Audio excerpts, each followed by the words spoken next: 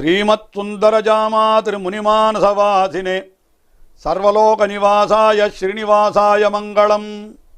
ஸ்ரீயக்காந்தாய கல்யாண நிதயே நிதயேர்த்தினாம் ஸ்ரீவேங்கட நிவாசாய ஸ்ரீனிவாசாய மங்களம். திருமாமகள் கேள்வனான எம்பெருமான் ஸ்ரீமன் நாராயணனாலே மயர்வர மதிநலம் அருளப் பெற்ற ஆழ்வார்கள், அந்த ஆழ்வார்கள் அத்தனை பேரும் ஈடுபட்டு இருந்த இடம் என்னால் அது அர்ச்சாவதாரம். அர்ச்சாவதாரத்திலே என்றோ ஆழ்வார்கள் எல்லாரும் மண்டியிருப்பது என்று ஆச்சாரியர்கள் காட்டுகிறார்கள். அப்படிப்பட்ட அர்ச்சாவதாரத்திற்கெல்லாம் கண்டைக்கோள் நாட்டின திவ்ய தேசம் என்று சொல்லும்படியாக மிகவும் பெருமை பெற்ற திவ்ய தேசம் என்னால் அது திருவேங்கடம், திருமலை என்றும் திருவேங்கடமலை என்றும் சொல்லப்படுகின்ற அந்த மலை மேலே எழுந்தருளிருக்கின்ற எம்பெருமானையும் அந்த மலையையும் தான் ஆழ்வார்கள் மிகவும் கொண்டாடி பல பல பாசுரங்களை அருளி செய்திருக்கிறார்கள். ஆழ்வார்கள் மிக அதிகமாக பாடியது திருவரங்கனைத்தான் என்றாலும் கூட ஒரு திருவரங்கனை விட ஒரு 20 பாசுரங்கள் அளவுதான் குறைவாக இருக்கும் திருவேங்கடமுடையானுக்கு என்று நான் கீழே தெரிவித்தேன். திருவேங்கடமுடையானை பாடின ஆழ்வார்கள் என்று பார்க்கின்ற பொழுது முதலிலே அவதரித்த ஆழ்வார்களுடைய வரிசை கிரமம் என்பதை மணவாள மாமுனிகள் நமக்கு உபதேசர்த்தன மாலையிலே மிகவும் ஸ்பஷ்டமாக காட்டி கொடுக்கிறார். இது இவர் தோத்தத்து அடைவாம் இங்கு என்கிறார். இதுதான் இவர்களுடைய அவதாரத்தினுடைய வரிசை கிரமம். ஆழ்வார்கள் 12 பேர் என்பது நிறைய பேருக்கு தெரிந்திருக்கலாம். ஆனால் யார் முதலிலே அவதரித்தவர், யார் அடுத்தது அவதரித்தவர் என்ற கிரமம் தெரிய வேணுமென்னால் அதற்கு இந்த உபதேசரத்தன மாலை அதுதான் நமக்கு கைவிளக்காக இருக்கிறது. அவர் ரொம்ப ஸ்பஷ்டமாக காட்டுகிறார். பொய்கையார், பூதத்தார், பேயார், புகழ்மழிசை ஐயன், அருள் மாறன், சேரலர்கோன், துய்ய பட்டநாதன், அன்பர்தாள் தூளி, நற்பாணன், நன்கலியன் என்று இப்படி 5ஆக 10 பேரை காட்டுகிறார். 2 5 என்று கொள்வோம், 10 பேராக காட்டுகிறார். இந்த 10 பேரிலே முதலிலே அவதரித்த ஆழ்வார்கள் இருக்கிறார்களோ இல்லையோ அவர்களுக்குத்தான் முதலாழ்வார்கள் என்று பெயர். அதையும் உபதேசர்த்தன மாலையிலேயே மணவாள மாமுனிகள் காட்டுகின்ற பொழுது இந்த பொய்கையார், பூதத்தார், பேயார் ஆகிற ஆழ்வார்கள் மூவருக்கும் முதலாழ்வார்கள் என்று பெயர். என்ன காரணம்? மற்றுள்ள ஆழ்வார்களுக்கு முன்னே வந்து உதித்தவர்கள், நற்றமிழால் நூல் செய்து நாட்டை உய்த்தவர்கள். அப்படி நாட்டை உய்த்த பெற்றிமையோர் என்கிறபடியினாலே அவர்களுக்கு முதலாழ்வார்கள் என்னும் பெயர் இந்த உலகத்திலே நிகழ்ந்தது என்று மிக அற்புதமாக தெரிவிக்கின்றார். அதனாலே ஆழ்வார்களிலே முதல் ஆழ்வார் யார் என்றால் அவர்தான் பொய்கை ஆழ்வார். அது எல்லாருக்கும் தெரியும். பொய்கை ஆழ்வார் தான் முதல் ஆழ்வார். பொய்கை என்று எதற்கு பெயர்? ஒரு குளத்திற்கு பொய்கை என்று பெயர். அவர் காஞ்சிபுரத்திலே திருவெக்கா என்கிற திவ்ய தேசம், அதாவது யதோக்தகாரி என்ற சொன்ன வண்ணம் செய்த பெருமாள் அவர் எழுந்தருளிருக்கிற திவ்ய தேசம். அந்த திவ்ய தேசத்தினுடைய குளத்திலே பூத்த ஒரு தாமரை பூவிலே அவர் பிறந்தார். அந்த பொய்கை ஆழ்வார் என்பவர் அவதரித்தார். அதனால் அவருக்கு பொய்கை ஆழ்வார் என்கிற பெயர், பொய்கையிலே அவதரித்தபடியினாலே அவருக்கு பொய்கை ஆழ்வார் என்றே பெயர் ஏற்பட்டது. அப்படிப்பட்ட பொய்கை ஆழ்வார் தான் முதலிலே திவ்ய பிரபந்தங்களை நமக்கு அருளி செய்திருக்கிறார். அதாவது திவ்ய பிரபந்தம் என்னால் அதற்கு ஒருத்தர் தொடங்கி வைக்க வேண்டுமோ இல்லோ, அந்த காரியத்தை பண்ணினவர் யார் என்றால் இந்த பொய்கை ஆழ்வார் தான். அதை பற்றி சொல்லுகின்ற பொழுது மிக அழகாக இராமானுஜ நூற்றந்தாதி என்கிற திவ்ய பிரபந்தத்திலே திருவரங்கத்து அமுதனார் என்பவர் ராமானுஜருடைய பெருமையை சொல்லுகிறார். என்னவென்று சொல்லுகிறார் என்றால், ஆழ்வார்கள் அருளி செய்த திவ்ய பிரபந்தங்களை எல்லாம், அவர்கள் அருளி செய்த தாத்பரியங்கள், அதாவது உயர்ந்த கருத்துக்களை எல்லாம் தன்னுடைய நெஞ்சிலே கொண்டவர் ஸ்ரீ ராமானுஜர் என்று அதுதான் முக்கியமான கருத்து. அதை சொல்ல வந்த அந்த திருவரங்கத்து அமுதனார் பொய்கை ஆழ்வாருடைய கருத்தை, பொய்கை ஆழ்வாருடைய சித்தாந்தத்தை தம்முடைய நெஞ்சிலே கொண்டவர் ஸ்ரீ ராமானுஜர் என்று சொல்ல வேண்டிய இடத்திலே மிக அழகான ஒரு விஷயத்தை தெரிவித்தார். அது ஒரு உதாரணம் போல காட்டினார். எப்படி காட்டினார்? வருத்தம் புறவிருள் மாத்த எம் பொய்கை பிரான் மறையின் குருத்தின் பொருளையும் செந்தமிழ் தன்னையும் கூட்டி ஒன்னத்திரித்து அன்று எரித்த திருவிளக்கை தன் திருவுள்ளத்தே இருத்தும் பரமன் இராமானுஷன் என்று தெரிவித்தார். அதாவது பொய்கை ஆழ்வார் சரித்திரம் எல்லாருக்கும் தெரிந்திருக்கலாம். அதாவது பொய்கை ஆழ்வார் 3 பேரும் பொய்கையார், பூதத்தார், பேயார் 3 பேரும் திருக்கோவலூருக்கு செல்லுகிறார்கள். மழை பெய்தது. மிருகண்டு மகர்ஷியினுடைய ஆசிரமத்தில் ஒதுங்கினார்கள். அப்பொழுது அங்கே இன்னும் யாரோ இருவர் அவர்களை நெருக்குவது போல இருந்த ஒரு உணர்ச்சி ஏற்படவே, இந்த இருட்டிலே தெரியவில்லையே யார் எம்மை நெருக்குகிறார்கள் என்று பார்ப்போம் என்று முதலிலே பொய்கையாழ்வார் ஒரு விளக்கு ஏற்றினார் என்று அதுதான் சரித்திரத்திலே சொல்லப்படுகிறது. வையம் தகழியா வார்கடலே நெய்யாக வெய்ய கதிரோன் விளக்காக என்று அவர் விளக்கேற்றினார் என்று சொல்லப்படுகிறது அல்லவா. அதை அப்படியே இந்த இடத்திலே திருவரங்கத்து அமுதனார் தெரிவிக்கிறார். வருத்தம் புற இருள் மாற்ற, அதாவது புற இருளை மாற்றுவதற்காக, அந்த புறத்திலே இருந்த இருளை போக்குவதற்காக பொய்கையாழ்வார் ஒரு விளக்கை ஏற்றினார். ஆனால் அவர் ஏற்றின விளக்கு அது திவ்ய பிரபந்தமாகிற விளக்கு, அது அகையிருளையும் போக்குகிறது. அதுதான் ஆச்சரியம். புறையிருள் என்று சொன்னது அகையிருளையும் சேர்த்து நாம் நெஞ்சிலே கொள்ள வேண்டும். ஆக வருத்தம் புறையிருள் மாற்ற எம் பொய்கை பிரான் என்ன செய்தார்? ஒரு விளக்கு ஏற்றினார்னா, விளக்கு ஏற்றணும்னா அதுக்கு ஒரு திரி வேணும். திரி என்று சொல்லுகிறோம். இந்த திரி என்று ஏன் அதற்கு பெயர் என்றால், அது நேர ஒரு நூலை எடுத்து அப்படி விளக்கில் வைத்தோமானால் அது எரியாது. என்ன பண்ண வேண்டும்? 2 நூலையாவது எடுத்து ஒன்றோடு ஒன்று வைத்து அப்படி திரித்து அதை வைத்தால்தான் அது எரியும். அதனால தான் அதற்கு திரி என்றே பெயர் வைத்திருக்கிறார்கள். ஆக திரி என்றால் அதற்கு என்ன வேண்டும்?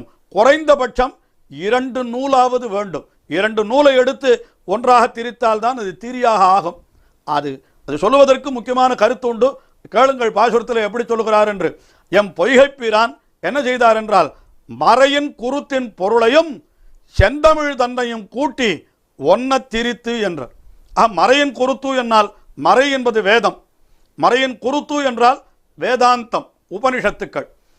மறையின் குருத்து அதனுடைய பொருள் என்றார்.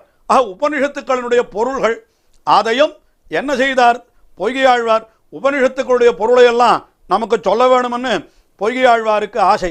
ஆனால் உபனிஷத்துக்களுடைய பொருள், உபனிஷத்துக்கள் எல்லாம் சம்ஸ்கிருதத்திலே என்றோ இருக்கின்றன, இவர்களுக்கு புரியாமல் போய்விடப் போகிறது என்றபடியினாலே என்ன நினைத்தார்? மிகவும் கருணையோடு பொய்கையாழ்வார் என்ன செய்தார் என்றால், அந்த மறையின் குருத்தின் பொருளை தமிழிலே கூட்டினார் என்றார். அதாவது தமிழிலே தெரிவித்தார். அவர் தானே முதல்ல தமிழிலே திவ்ய பிரபந்தம் பாட ஆரம்பித்தவர். ஆகினாலே மறையின் குருத்தின் பொருளை செந்தமிழ் தன்னையும் கூட்டி ஒன்ற திரித்து என்றார். மறையின் குருத்து என்கிறது அது ஒரு நூல், தமிழ் என்கிறது ஒரு நூல், ரெண்டுத்தையும் சேர்த்து ஒன்றாக திரித்தாராம் பொய்கையாழ்வார். இதை திரித்து அதை வைத்துத்தான் ஒரு விளக்கை ஏற்றினார் என்கிறார் திருவரங்கத்து அமுதனார். மறையின் குருத்தின் பொருளையும் செந்தமிழ் தன்னையும் கூட்டி ஒன்ன திரித்து அன்று எரித்த திருவிளக்கு. அன்று எரித்தார் ஒரு திருவிளக்கு, அதாவது முதல் திருவந்தாதி. அதை தன் திருவுள்ளத்தை இருத்தும் பரமன் இராமானுசன் என்று இப்படி ஸ்ரீ ராமானுஜரை கொண்டாடுகிறார் திருவரங்கத்து அமுதனார். முதலிலே திவ்ய பிரபந்தம் அருளி செய்ய தொடங்கினவர் பொய்கையாழ்வார். அவரிடத்திலிருந்து ஆரம்பித்து ஓரோர் ஆழ்வாராக எப்படி அந்த திருவேங்கடமுடையானை அனுபவித்திருக்கிறார்கள் என்றுதான் நாம் இந்த திவ்ய பிரபந்தத்தில் திருவேங்கடம் என்கின்ற தலைப்பிலே நாம் பார்க்க போகிறோம். முதல் ஆழ்வார் என்றால் அவர் அருளி செய்த திவ்ய பிரபந்தம் முதல் திருவந்தாதி. ஆனால் அது எங்கே இருக்கிறது 4000 திவ்ய பிரபந்தத்திலே என்றால் அது 3வது ஆயிரத்திலே இருக்கிறது. 4000 திவ்ய பிரபந்தத்தை 1000 வகுத்தவர் நாதமுனிகள் என்கிற ஆச்சாரியர். அந்த நாதமுனிகள் முதலாயிரத்திலே சில பிரபந்தங்களை வைத்தார், 2வது ஆயிரத்திலே சில பிரபந்தங்களை வைத்தார். இந்த பொய்கையாழ்வார் முதலானவர்கள் அருளி செய்த திவ்ய பிரபந்தங்களை 3வது ஆயிரத்திலே கொண்டு போய் வைத்து விட்டார். அப்பொழுது நாம் 3வது ஆயிரத்திலிருந்தா பார்க்க போகிறோம், அது பொருத்தமாயிருக்குமோ என்று கூட கேள்வி எழலாம்.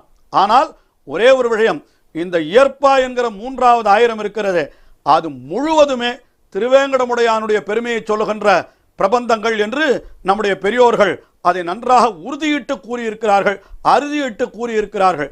அதனால்தான் இன்றைக்கும் கூட திருவேங்கடமலை என்ற அந்த திருமலையிலே திருக்கோயிலே எப்பொழுது 4000 திவ்ய பிரபந்தம் ஓத பெற்றாலும், அதாவது திவ்ய பிரபந்த சேவா காலம் என்று அந்த ஊரிலே நடந்தால் முதலிலே இயற்ப 1000 சேவித்துவிட்டு அதற்கு பிறகுதான் முதல் 1000, அதற்கு பிறகுதான் 2வது 1000, அதற்கு பிறகுதான் திருவாய்மொழி என்று திருவேங்கடமலையை பொறுத்த வரைக்கும் முதலிலே சேவிப்பது எது என்றால் இயற்ப 1000 தான்.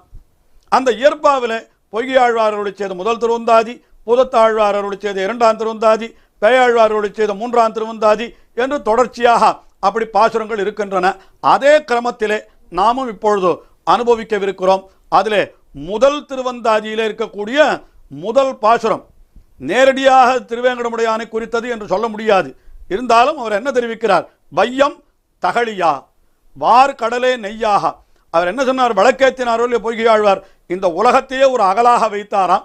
அந்த கடல் இருக்கிறதே, அந்த கடல் நீரை அந்த அகலிலே இடுகின்ற நெய்யாக வைத்தாராம்.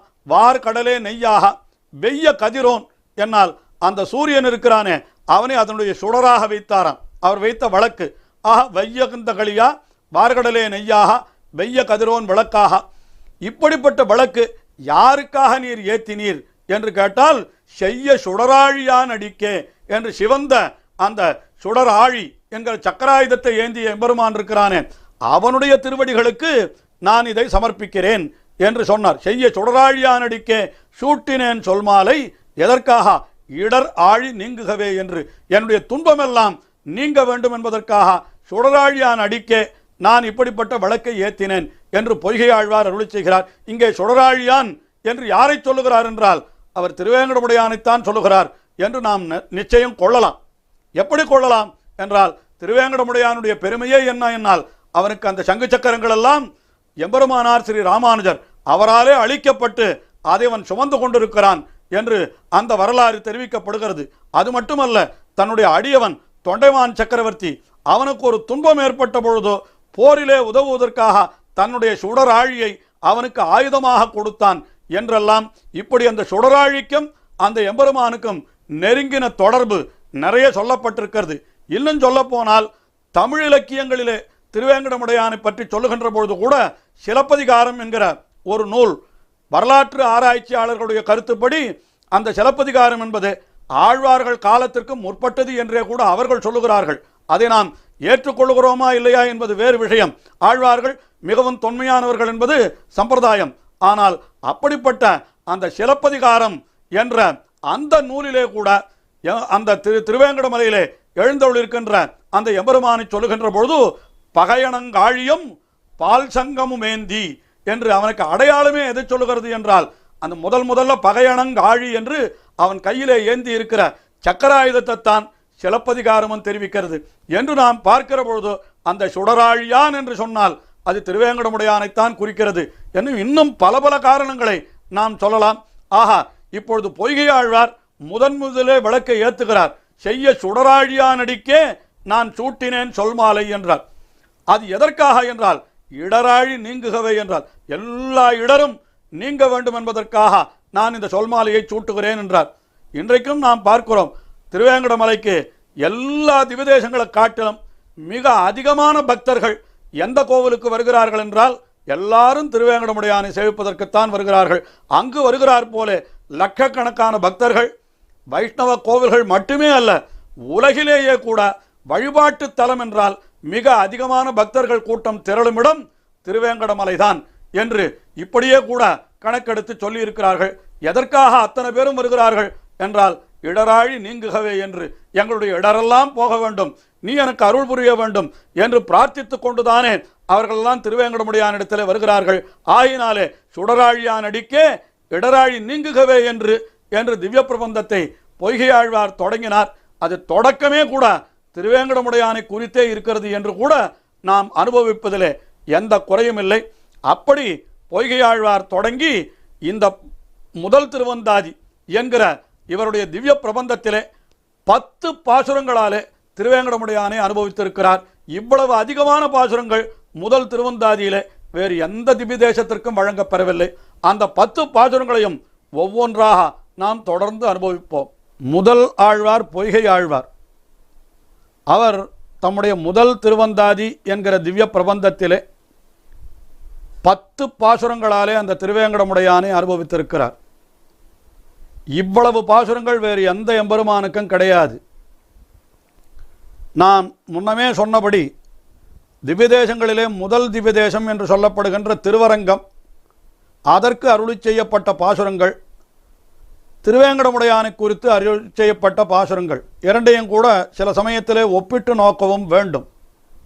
அப்படி பார்க்கின்ற பொழுது இந்த முதல் திருவந்தாதி என்கிற திவ்ய பிரபந்தத்திலே முதல் ஆழ்வாரான பொய்கை ஆழ்வார் முதலிலே மங்களாசாசனம் செய்த திவ்ய தேசம் என்னால் அது திருவரங்கம்தான். அன்று கருவரங்கத்து உள்கடந்து கைதொழுதேன் கண்டேன் திருவரங்கமேயான் திசை என்று 6வது பாசுரத்திலேயே, முதல் திருவந்தாதியினுடைய 6வது பாசுரத்திலேயே திருவேங்கடமுடையானை அனுபவிக்காமல் அவர் திருவரங்கனைத்தான் அனுபவித்திருக்கிறார்.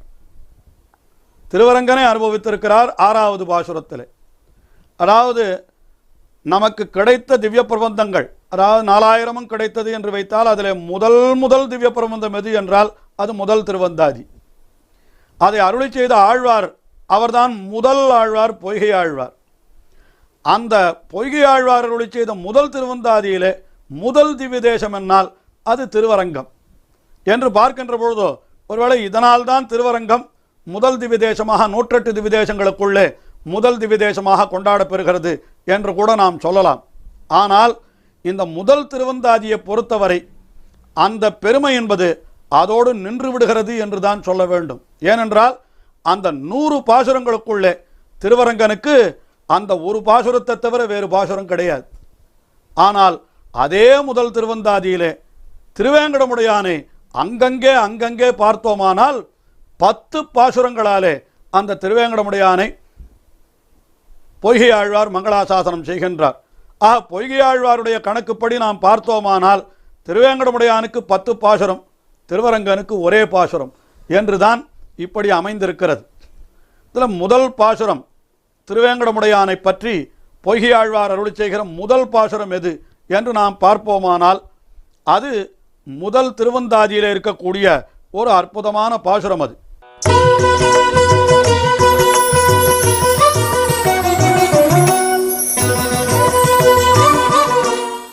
எழுவார் விடைகொள்வார் இந்துழாயானை வழுவா வகை நினைந்து வைகள் தொழுவார் வினைச்சுடரை நந்துவிக்கம் வேங்கடமே வானோர் மனச்சுடரை தூண்டும் மலை என்று இந்த திருவேங்கடமுடையானை பற்றி இன்றைக்கு நாம் அந்த திருவேங்கடமுடையானிடத்தில் என்ன அனுபவிக்கிறோமோ அதை அப்படியே இந்த பாசுரத்திலே ஆழ்வார் எத்தனையோ 1000 ஆண்டுகளுக்கு முன்னாலே அவர் காட்டியிருக்கிறார் என்றே நாம் சொல்லலாம். என்ன சொல்லுகிறார் இந்த பாசுரத்தில் என்னால், திருவேங்கடமுடையானிடத்தில் பல பேர் வருகிறார்கள். பல பேர் என்னால் பல பேர் என்பதற்கு என்ன விளக்கம் சொல்லுவது? லட்சக்கணக்கான பேர் வருகிறார்கள். ஒரு நாளைக்கு 1 லட்சம் என்று சொல்லலாம். அப்படி ஜனங்கள் வந்து கொண்டே இருக்கிறார்கள். வருபவர்கள் எல்லோரும் எப்படிப்பட்டவர்கள் என்றால், எதற்காக வருகிறார்கள் என்றால் அவரவர்களுக்கு ஏதோ ஒரு வேண்டுகோள், ஏதோ பிரார்த்தனை, அதற்காக வருகிறார்கள் என்று பொதுவாகத்தான் நாம் சொல்ல வேண்டியிருக்கிறது. ஆனால் இங்கே பொய்கை ஆழ்வார் அவரவர்களுடைய வேண்டுகோளை 3 வகையாக பிரிக்கிறார். யார் திருவேங்கடமுடையான் இடத்துல வருகிறார்கள் என்றால் எல்லா விதமான ஆசைகள் இருக்கிறவர்களும் வருகிறார்கள். அவர்கள் சொல்லுகிற பொழுது எழுவார் விடைகொள்வார் இந்துழாயானை வழுவா வகை நினைந்து வைகள் தொழுவார் என்று 3 விதமாக பிரித்தார். அதாவது இவர் 3 விதமாக பிரித்ததற்கும் மூல காரணம் ஒன்று உண்டு. கண்ணபிரான் பகவத்கீதையிலே தெரிவிக்கிறான். என்ன தெரிவிக்கிறான் என்றால், தன்னை 4 விதமான அதிகாரிகள் வந்து பற்றுகிறார்கள் என்று சொல்லுகிறான். பகவானிடத்தில் 4 விதமான பேர் போகிறார்களாம். எது சொன்னாலும் நாம் சொல்லலையா, ஒரு 4 விதமான பேர், 4 பேர் என்று சொல்லுகிறோமே. கண்ணனே ஒரு 4 வகை அதிகாரிகளை காட்டுகிறான். எப்படி காட்டுகிறான் என்றால், அவன் சொல்லுகிறான், என்னை வந்து பஜிக்கிறவர்கள், துதிக்கிறவர்கள் எப்படிப்பட்டவர்கள் என்றால், சதுர்விதாக பஜந்தே மாம் ஜனாஹ சுகிருதினோர்ஜுனா ஆர்த்தோ ஜிஜ்ஞாசுர் அர்த்தார்த்தி ஞானீச்ச பரதர்ஷப என்று அவன் சொல்லுகிறான். அதாவது என்னிடத்திலே வருபவர்கள் சதுர்விதாக 4 விதமான அதிகாரிகள் என்று சொன்னான். யார் அந்த 4 பேர் என்றால், ஆர்த்தஹா, ஆர்த்தஹா என்றால் துன்பப்படுபவன் என்பதுதான் பொதுவான பொருள். அதற்கு என்ன அர்த்தம் என்று காட்டியிருக்கிறார்கள். ஏற்கனவே இவனுக்கு நிறைய செல்வம் இருந்ததாம். அந்த செல்வத்தை எல்லாம் தொலைத்து விட்டான். இவன் இழந்து விட்டான் செல்வத்தை. இழந்த செல்வத்தை மீட்டு கொடு என்று கேட்பதற்கு ஒரு வகை அதிகாரி வருகிறான். அவனை ஆர்த்தஹா என்கிற சொல்லாலே சொன்னான். அர்த்தார்த்தி, அர்த்தார்த்தி என்றால் இழந்த செல்வம் அல்ல, புதிதாக செல்வம் வேண்டும். இவனுக்கு ஏற்கனவே செல்வமே இல்லை, அதை கொடு என்று கேட்பதற்காக சில பேர் வருகிறார்கள். அவர்கள் அர்த்தார்த்தி. அப்படித்தானே, ஒன்றுமே இல்லாதவனும் போய் என்னை பணக்காரன் ஆக்கு என்கிறான்.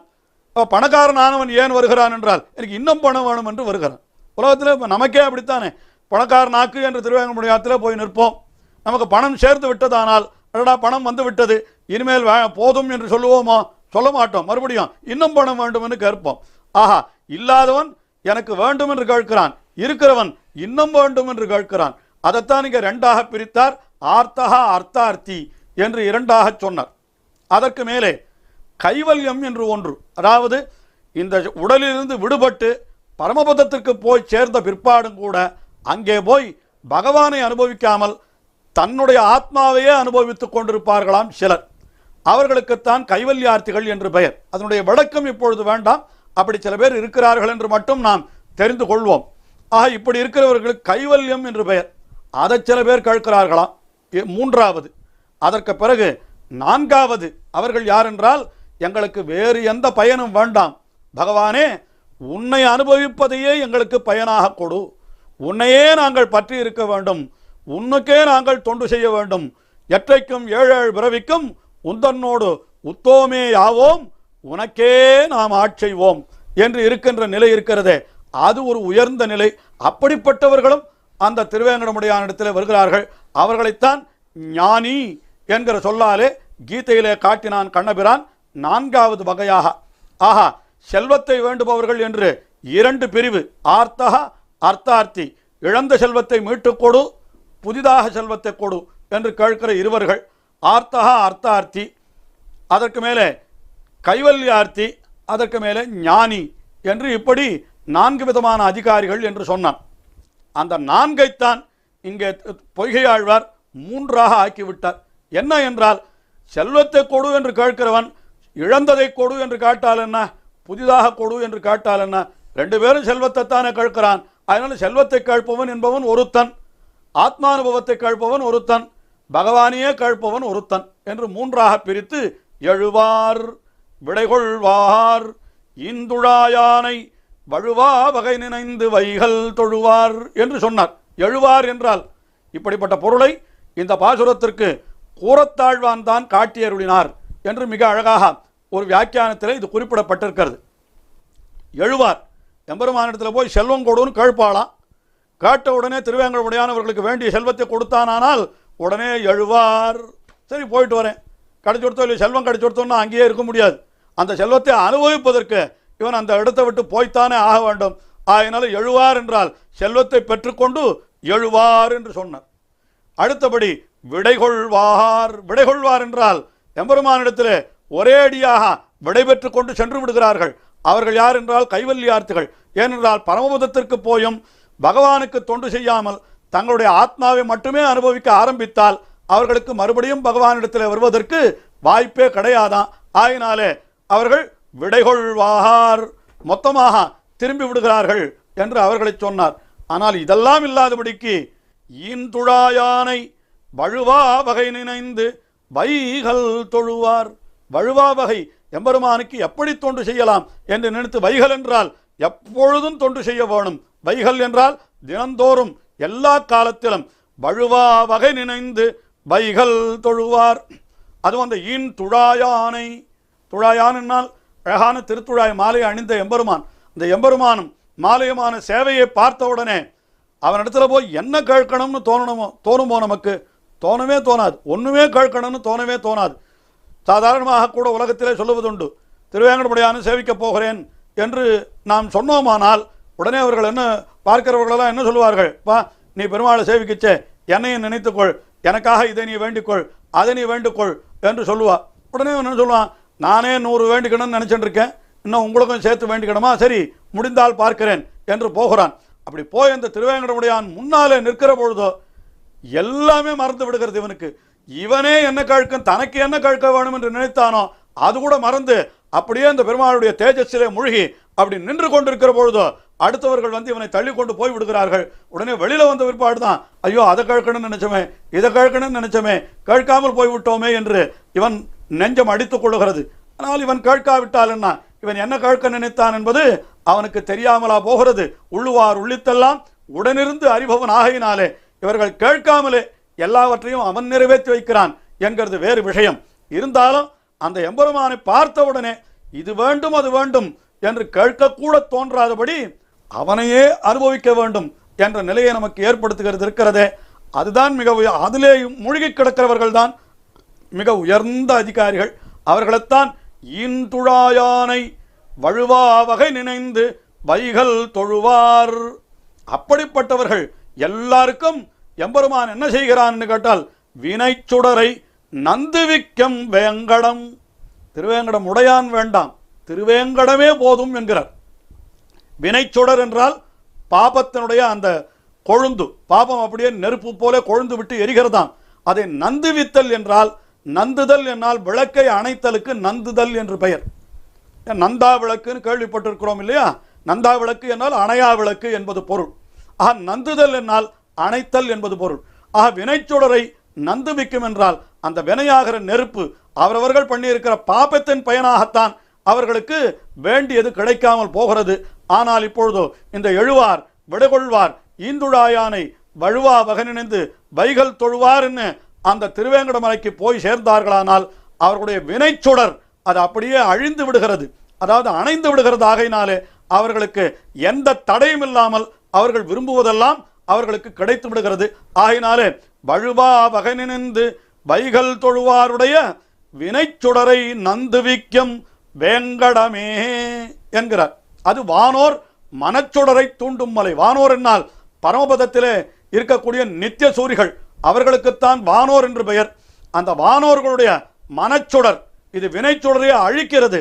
ஆனால் வானோருக்கு எம்பெருமானுக்கு தொண்டு செய்ய வேணும், எம்பெருமானுக்கு தொண்டு செய்ய வேணும் என்று அவர்கள் ஆசை கொழுந்து விட்டு எரிகிறதாம். அவர்களுடைய அந்த விருப்பம், அந்த விருப்பத்தை இது மேலே மேலே வளர்க்கிறது என்கிறார். அதாவது ஒரே விஷயம் அது பாபத்தை அழிக்கிறது, இன்னொரு விஷயம் அது இன்னொரு விஷயத்தை நன்றாக அப்படி பரவச் செய்கிறது. நாம் உலகத்திலே கூட பார்க்கிறோம். இப்படி வேடிக்கையாக ஸ்லோகம் கூட சொல்லுவதுண்டு.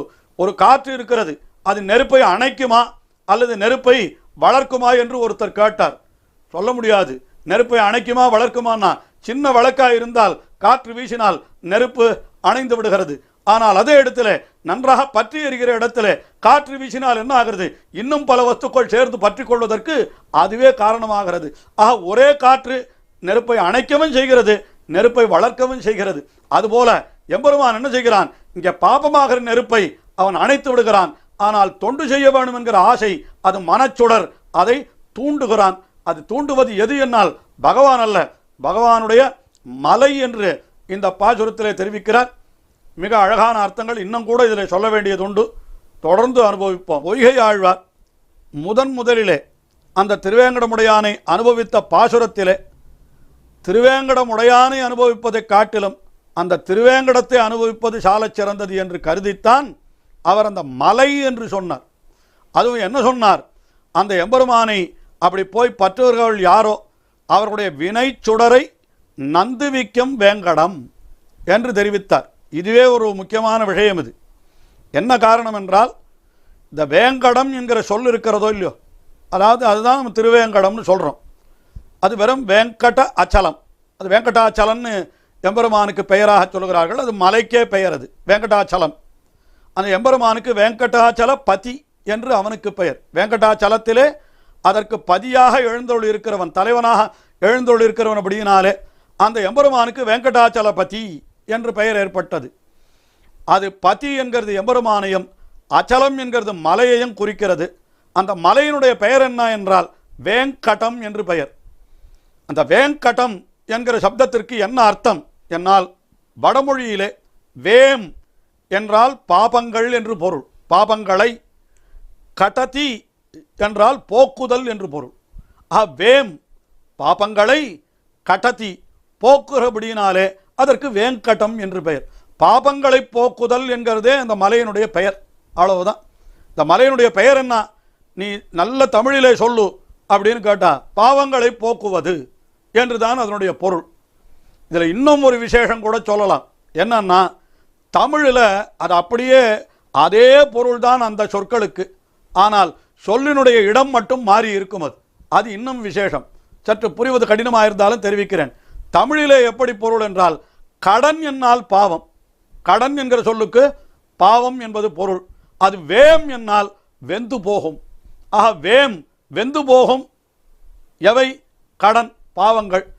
அழிந்து போகும் பாவங்கள் என்று தமிழிலேயும், பாவங்கள் அழிந்து போகும் என்று வடமொழியிலேயும் சொல்லும்படியாக ஒரே சொல்தான் வேம் கடம் என்கிற சொல்லுக்கே இப்படி பொருள் காட்டியிருக்கிறார்கள். ஆகையினாலே அந்த வேங்கடம் என்கிற சொல்லுக்கே என்ன பொருள் என்றால் வினைச்சுடரை நந்துவிக்கம் என்பதுதான் பொருள் என்கிறபடியினாலேதான் ஆழ்வார்களிலே முதல் ஆழ்வாரான பொய்கையாழ்வார் தாமருளி செய்த முதல் திவ்ய பிரபந்தமான, அதாவது ஒரே திவ்ய பிரபந்தமான அந்த முதல் திருவந்தாதியிலே திருவேங்கடத்தை பற்றின முதல் பாசுரத்திலேயே என்ன காட்டியிருக்கிறார் என்றால் வினைச்சுடரை நந்துவிக்கும் வேங்கடம் என்று, அந்த வேங்கடம் என்கிறதனுடைய பொருளை வினைச்சுடரை நந்துவிக்கும் என்று முதலிலே காட்டியிருக்கிறார் என்றே நாம் கொள்ளலாம். அப்படிப்பட்ட வினைச்சுடரை நந்துவிக்கும் வேங்கடமே வானோர் மனச்சுடரை தூண்டும் மலை என்று, வானோர்கள் என்னால் பரமபதத்தில் இருக்கக்கூடிய நித்திய சூரிகள், அவர்களுக்கும் கூட பரமபதத்தை விட்டு இங்கே வந்து எம்பெருமானை சேவிக்க வேணும் என்று அவர்கள் நெருக்கி அடித்து கொண்டு இங்கே வந்து நிற்கிறார்களாம். சொர்க்கலோகத்தில் இருக்கக்கூடிய தேவர்கள் வருகிறார்கள் என்று குலசேகர ஆழ்வார் தெரிவித்தார் அல்லவா? பின்னிட்ட சடையானும் பிரமனும் இந்திரனும் துன்னிட்டு புகழறிய வைகுந்த நீழ்வாசல் என்று திருவேங்கட மலையை சொல்லுகின்ற பொழுது தேவர்களெல்லாம் கூட நெருக்கி அடித்து கொண்டு அங்கே நிற்கிறார்கள் என்று சொன்னார்.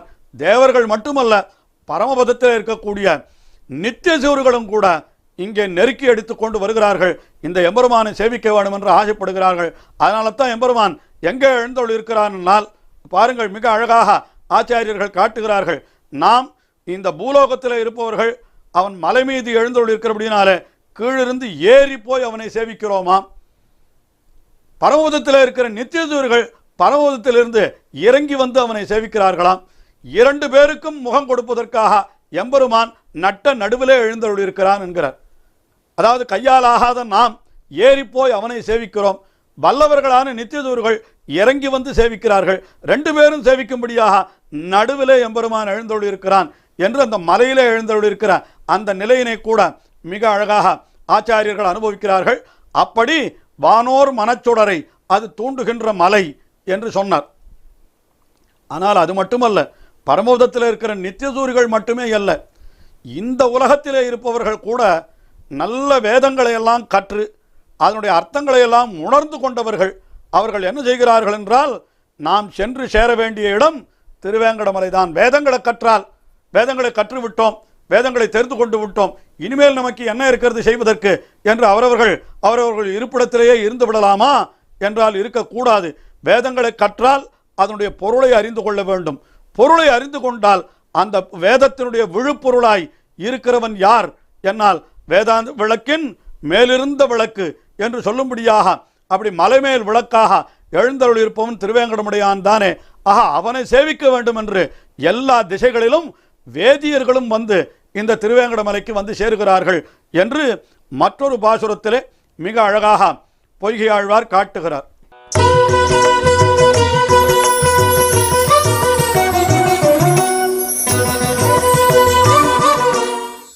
வகையறு நுண் கேள்வி வாய்வார்கள் நாளும் புகை விளக்கம் பூம்புனலுமேந்தி திசை திசையின் வேதியர்கள் சென்னிரஞ்சும் வேங்கடமே வெண்சங்கம் ஊதியவாய் மாலுகந்த ஊர் என்பது பொய்கையாழ்வாருடைய மற்றொரு பாசுரம். இதில் என்ன தெரிவிக்கிறார் என்று பாருங்கள். வகையறு நுண்கேள்வி வாய்வார்கள் என்று சொன்னால், அதாவது இந்த நல்ல கேள்வி என்னால் என்ன, ஒருவனுக்கு ஞானம் எத்தாலே ஏற்படுகிறது என்னால் கேள்வியாலே தான் ஏற்படுகிறது. கேட்டு கேட்டுத்தான் ஞானத்தை ஒருத்தன் வளர்த்து கொள்ள முடியும். அந்த காலத்தில் புத்தகத்தை வாசித்தே ஞானத்தை வளர்த்து கொள்வது என்பது கிடையாது. ஏன்னா அந்த காலத்தில் புத்தகங்களும் கிடையாது. அது மட்டுமல்ல, எதுவாக இருந்தாலும் வாசித்து தெரிந்து கொள்வதை விட இன்னொரு ஆச்சாரியனிடத்தில் அடிபணிந்து கேட்டு தெரிந்து கொள்வதுதான் உயர்ந்தது என்று அப்படி கொண்டிருந்தார்கள். ஆகினாலே கேள்வி என்னால் அதுதான் உயர்ந்த செல்வம். அது செல்வத்துள் செல்வம் கேள்வி செல்வம் என்று திருக்குறளிலேயும் கூட அப்படி வள்ளுவர் தெரிவித்திருக்கிறார் நமக்கு. ஆகினாலே அந்த மிக உயர்ந்த செல்வம் எதுன்னா கேள்வி. அதுவும் வகையறு நுண் கேள்வி, வகை வகையாக இருக்கக்கூடிய கேள்வி. வேதத்திலே எத்தனை வகை, எத்தனை விஷயங்கள் தெரிவிக்கப்படுகின்றன, தெரிவிக்கப்படாத விஷயமே கிடையாது. அதுவும் நுண்கேள்வி என்னால் என்ன, மிகவும் நுட்பமான விஷயங்கள். சாஸ்திரத்திலே நாம் போனோமானால் அது மேலெழுந்த வாரியாக பார்த்தால் எல்லாம் ஒரே மாதிரியாகத்தான் தோணும். ஆனால் அதில் பல பல நுட்பங்கள் உண்டு. அதை நுண்ணான் நுழைபுலம் என்று சொல்லுவார்கள். அப்படி ஆராய்ந்து தெரிந்து கொள்ளக்கூடிய அப்படிப்பட்டவர்களை தான் இந்த இடத்திலே வகையறு நுண்கேள்வி வாய்வார்கள். அப்படியெல்லாம் வாய்த்தவர்கள் யார் யாரெல்லாம் இருக்கிறார்களோ, நன்றாக வேதாந்தத்தை, வேதங்களை, வேதத்தினுடைய உட்பொருள்களை நன்றாக அப்படி ஆராய்ந்து அலகலகாக பிரித்து அலசி ஆராய்ந்து அர்த்தங்களை எல்லாம் தெரிந்து கொண்டு விட்டார்கள். அத்தனை அர்த்தத்தையும் தெரிந்து கொண்டு விட்டார்கள். இனிமேல் அவர்களுக்கு அடைய வேண்டியது எதுவுமே இல்லை என்று தானே நாம் நினைக்கிறோம். ஆனால் அப்படியல்ல. அப்படிப்பட்ட வகையரின் உன்கேள்வி வாய்வார்கள். அவர்கள் என்ன செய்கிறார்கள்? திசை திசையின் வேதியர்கள், பல பல நானா திக்குகளிலே இருக்கக்கூடிய வேதியர்கள் அவர்கள்தான் வகையரின் உன்கேள்வி வாய்வார்கள். அவர்கள் என்ன பண்ணுகிறார்களா? சென்று இறைஞ்சும் வேங்கடம் போய் இறைஞ்சுகிறார்களாம். திருவேங்கடமுடையானை போய் அடிபணிகிறார்கள். ஏன் அடிபணிகிறார்கள் என்று கேட்டால், அந்த இத்தனை வேதத்தையும் கற்றோம், அதை நுண்மான் நுழைபுலம் என்று சொல்லும்படியாக சூக்ஷ்மமான அர்த்தங்களை எல்லாம் தெரிந்து கொண்டோம். அதனுடைய பயன் என்னன்னு கேட்டால், திருவேங்கடமுடையானை போய் சேவிக்கணும், அவனுக்கு தொண்டு செய்யணும் என்கிறது தான் இத்தனை வேதங்களிலேயும் இத்தனை வேதாந்தங்களிலேயும் சொல்லப்பட்டிருக்கிறது. அதை நாம் தெரிந்து கொண்டோம் என்று காட்டுவதற்கு என்ன செய்யணும்? அங்கே திருவேங்கடமுடையானை போய் சேவிக்க வேண்டும், அவனுக்கு தொண்டு செய்ய வேண்டும் என்று திசை திசையில் வேதியர்கள், அத்தனை வேதியர்களும் சென்று அவனை இறைஞ்சுகிறார்கள் என்றால் அவனை போய் அடிபணிந்து அவனை தொண்டு செய்கிறார்கள். என்ன எடுத்துட்டு போறா திருவேங்கடமுடையானை சேவிப்பதற்கு என்றால், உடனே பாசுரத்தில் மிக அழகாக காட்டுகிறார் பாருங்கள். எம்பெருமானுக்கு சமர்ப்பிப்பதற்கு இவர்கள் என்ன எடுத்து செல்லுகிறார்கள் என்பதையும் மிக அழகாக காட்டுகிறார் பொய்கை ஆழ்வார். வகையறு நுண்கேள்வி வாய்வார்கள் நாளும் புகை விளக்கும் பூம்புணலுமேந்தி என்று, புகை விளக்கு பூம்புணலும் ஏந்தி என்கிறார். ஆஹா, புகை விளக்கு பூ புனல் என்று 4 பொருளை சொன்னார் இந்த இடத்துல. இது கூட ரொம்ப ஆச்சரியமான விஷயம்தான். புகை என்னால் தூபம், விளக்கு என்னால் தீபம், அதற்கு மேலே பூ என்னால் புஷ்பம், புனல் என்னால் தீர்த்தம். இந்த 4 விஷயங்களை இங்கே சொன்னதனுடைய காரியம் என்ன என்னால், எம்பெருமானுக்கு தொண்டு செய்கிற பொழுதோ அடியவர்கள் இவற்றையெல்லாம் எடுத்து கொடுப்பது என்கிறது இதுதான் இவர்கள் செய்ய வேண்டிய காரியம் என்று இப்படி கொள்ளுகிறோம். இதை திருவேங்கடமுடையானிடத்தில் இன்றைக்கும் நாம் நேரடியாக பார்க்கலாம். என்னால் அதுதான் ரொம்ப ஆச்சரியமான விஷயம். ஆழ்வார் தெரிவித்தது என்னவென்றால், அந்த திருவேங்கடமுடையானுக்கு தொண்டு செய்வதற்காக அங்கே ஒருவர் ஏற்பட்டிருக்கிறார். ஸ்ரீ ராமானுஜராலே நியமிக்கப்பட்ட திருமலை திருப்பதி பெரிய கேள்வியப்பன் ஜீயர் சுவாமி என்று ஒருவர் எழுந்தருள் இருக்கிறார். அவர் யாருன்னா, அவரெல்லாம் நமக்கு பிரதிநிதி. அவர், அதாவது நாம் அத்தனை பேரும் எம்பெருமானிடத்தில் போய் கைங்கரியம் தொண்டு செய்வதற்கு முடியாது அல்லவா, அங்கே அனுமதிக்க மாட்டார்கள் அல்லவா. ஆயினாலே நமக்கு பிரதிநிதியாக அந்த பெரிய ஜீயர் சுவாமி அவர்தான் இந்த கைங்கரியங்களை எல்லாம் செய்கிறார். அப்படி செய்கிற பொழுதோ அவர் என்னென்ன எடுத்து கொடுக்கிறார் என்று பார்த்தால், அந்த பெருமாளுக்கு தூபம் சமர்ப்பிக்க வேண்டுமானால் அந்த தூபத்தை அவர்தான் எடுத்து கொடுக்க வேண்டும். அதே போல எம்பெருமானுக்கு கல்பூர ஆரத்தி, தீபம் முதலானது சமர்ப்பிக்கணும்னா அதை பெரிய ஜீயர் சுவாமி தான் எடுத்து கொடுக்கணும். அதே போல அந்த எம்பெருமானுக்கு புஷ்பம் சமர்ப்பிக்க வேண்டும் என்றால் அதை தோமால சேவையும் போது புஷ்பத்தை தலையிலே சுமந்து கொண்டு அந்த எம்பெருமானுக்கு சமர்ப்பிக்கிற கைங்கரியம் அதையும் அந்த பெரிய ஜீயர் சுவாமி தான் செய்யணும். அதே போல அந்த எம்பெருமான் திருமஞ்சன காலத்தில் அவனுக்கு தீர்த்தம் எடுத்து கொடுக்கணும்னா அந்த தீர்த்தத்தை இந்த பெரிய ஜீயர் சுவாமி தான் எடுத்து கொடுப்பார். இதற்கு என்று எம்பெருமானார் ஒரு ஜீயர் சுவாமியை ஏற்பாடு பண்ணி தினந்தோறும் அந்த கைங்கரியத்தை அவர் செய்யும்படியாக அப்படி நடக்கிறது. அதை இன்றைக்கும் நாம் சேவிக்கலாம். பாருங்கள், இந்த பாசுரத்தில் எது 4 விஷயம் சொல்லப்பட்டதோ அந்த 4 கைங்கரியமும் அந்த ஜீயர் சுவாமிக்கு ஏற்பட்டிருக்கிறது. அதுவும் திருவேங்கடமுடையானிடத்திலேயே ஏற்பட்டிருக்கிறது என்று நினைத்து பார்த்தால், ஆழ்வார்கள் எவ்வளவு தீர்க்க சிந்தனையோடு பாசுரத்தை அருளி செய்திருக்கிறார்கள். அதையெல்லாம் உட்கருத்தை வாங்கி கொண்ட ஆச்சாரியர்கள் ஸ்ரீ ராமானுஜர் போன்றவர் எப்படிப்பட்ட கைங்கரியங்களை எல்லாம் ஏற்படுத்தி கொடுத்திருக்கிறார்கள் என்று எல்லாவற்றையும் நாம் நெஞ்சிலே நினைத்து கொண்டு இந்த பாசுரத்தை அனுசந்திக்க வேணும். வகையறு நுண்கேள்வி வாய்வார்கள் நாளும், நாளும் என்னால் தினந்தோறும், புகை விளக்கம் பூ புனலும் ஏந்தி, இவற்றையெல்லாம் ஏந்தி கொண்டு திசை திசை வேதியர்கள் சென்று இறைஞ்சும் வேங்கடம். அந்த வேங்கடம் அது எப்படிப்பட்ட ஊர் என்றால், வெண்சங்கம் ஊதியவாய் மால் உகந்த ஊர். வெண்சங்கம் ஊதியவாய் மால் என்றால் யார்? அவன்தான் கண்ணபிரான்.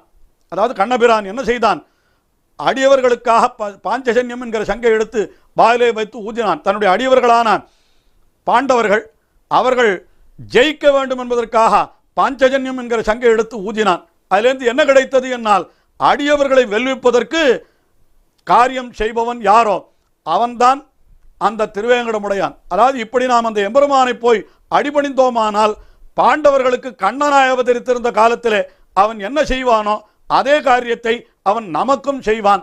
ஆயினாலே திருவேங்கடமலையிலே எழுந்தருளிருக்கிறவன் யார் என்றால் வெறும் வேங்கடவன் அன்று, வெறும் கிருஷ்ணன் அன்று, அவனை வேங்கட கிருஷ்ணன் என்றே நாம் அனுபவிக்கலாம் என்றுதான் நம்முடைய பெரியோர்கள் காட்டியிருக்கிறார்கள். அதாவது வெண்சங்கம் ஊதிய வாய் மால் என்னால் அது கிருஷ்ணனை காட்டுகிறது, அவன் எழுந்தருளிருக்கிற எது என்னால் அது திருவேங்கடம்.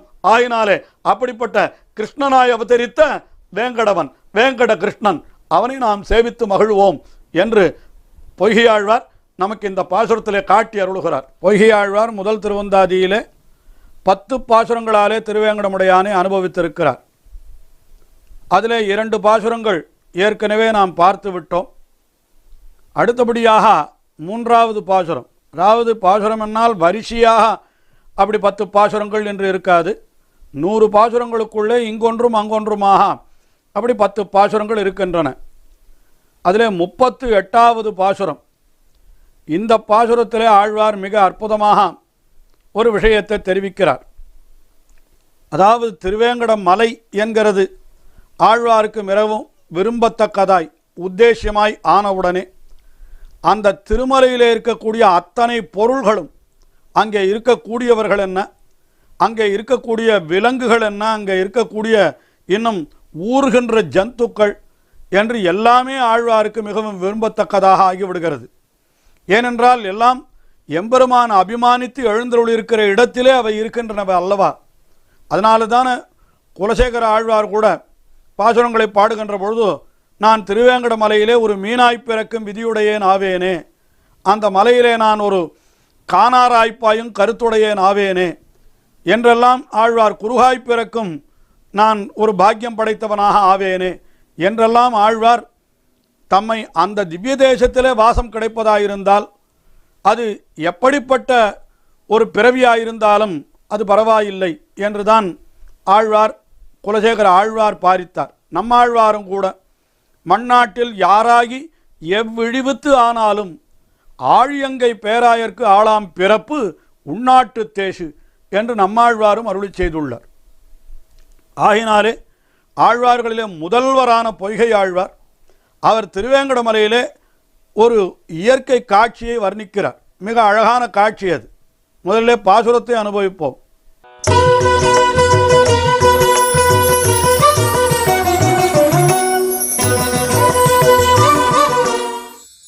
ஊரும் வரியரவம் ஒன்குறவர் மால்யானை பேர எரிந்த பெருமணியை காருடையமின் என்று புத்தடையும் வேங்கடமே மேலசுரர் எம்மென்னு மாலதிடம். திருவேங்கடமலையிலே ஒரு பாம்பு ஊறுகிறதாம். ஊரும் வரி அரவம். ஊரும் என்னால் என்ன, அது அப்படியே ஊர்ந்து செல்லுகிறது. ஊர்ந்து செல்லுவது எது என்றால் வரி அரவம். தன்னுடைய உடம்பிலே பல பல வரிகளை எல்லாம் உடைத்தா இருக்கக்கூடிய ஒரு பாம்பு என்றார். அது ஊர்ந்து செல்லுகிறது. எதற்காக ஊர்ந்து செல்லுகிறது என்று பார்த்தால் அதற்குரிய காரணத்தை மேலே தான் சொல்லுகிறார்கள். ஏனென்றால் அந்த இடத்திலே குறவர்கள் வசிக்கிறார்கள். அதாவது திருவேங்கடமலையிலே மிகவும் பண்டை குடிகளாக எப்பொழுதும் அங்கேயே தங்கி இருப்பவர்களாக குறவர்கள் இருக்கிறார்களாம். அந்த குறவர்களுக்கு என்ன காரியம் அங்கே என்றால், அவர்கள் பயிரிட்டிருப்பார்கள். அந்த பயிர்களுக்கெல்லாம் புனங்காத்தல் என்று அந்த பயிர்களை யானை முதலான விலங்குகள் வந்து நாசம் செய்யாமல் காக்க வேண்டும். அதுதான் அந்த குறவர்களுடைய வேலை. அங்கே அது அவர்களுடைய காரியம். அதற்காக அவர்கள் பரன் மேலே ஏறி அமர்ந்திருக்கிறார்கள். அப்பொழுது எதிர்பார்க்கிறபடியே என்ன ஆகிறது, ஒரு யானை வருகிறது. அந்த யானைகள் என்றே கூட சொல்லலாம், பல யானைகள் வருகின்றன. இங்கே இருக்கக்கூடிய அந்த நிலத்தை எல்லாம் அழித்து அதில் இருக்கக்கூடிய தானியத்தை எல்லாம் பிடுங்கி கொண்டு போவதற்காக ஆனைகள் வருகின்றன. உடனே குறவர்கள் என்ன செய்கிறார்கள், அந்த யானைகளை விரட்டுவதற்காக அங்கே இருக்கக்கூடிய கற்களை எடுத்து அந்த யானைகள் மீது எரிகிறார்களாம். ஆனால் திருவேங்கடமலையிலே கற்கள் என்னால் எப்படிப்பட்ட கற்கள் இருக்கும், என்னால் எல்லாம் மாணிக்க கற்கள் என்கிறார். ஏன்னா மலை மேலே தானே மாணிக்கங்கள் எல்லாம் உற்பத்தி ஆகின்றன என்று சொல்லப்படுகிறது. ஆகினாலே என்ன செய்கிறார்கள், இந்த மாணிக்க கற்களை எடுத்து யானை மேலே எரிகிறார்களாம்.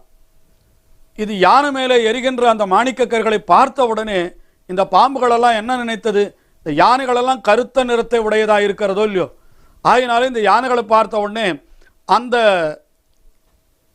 பாம்புகள் இந்த யானைகள் எல்லாம் மேகங்கள் என்று நினைத்து விட்டனவாம்.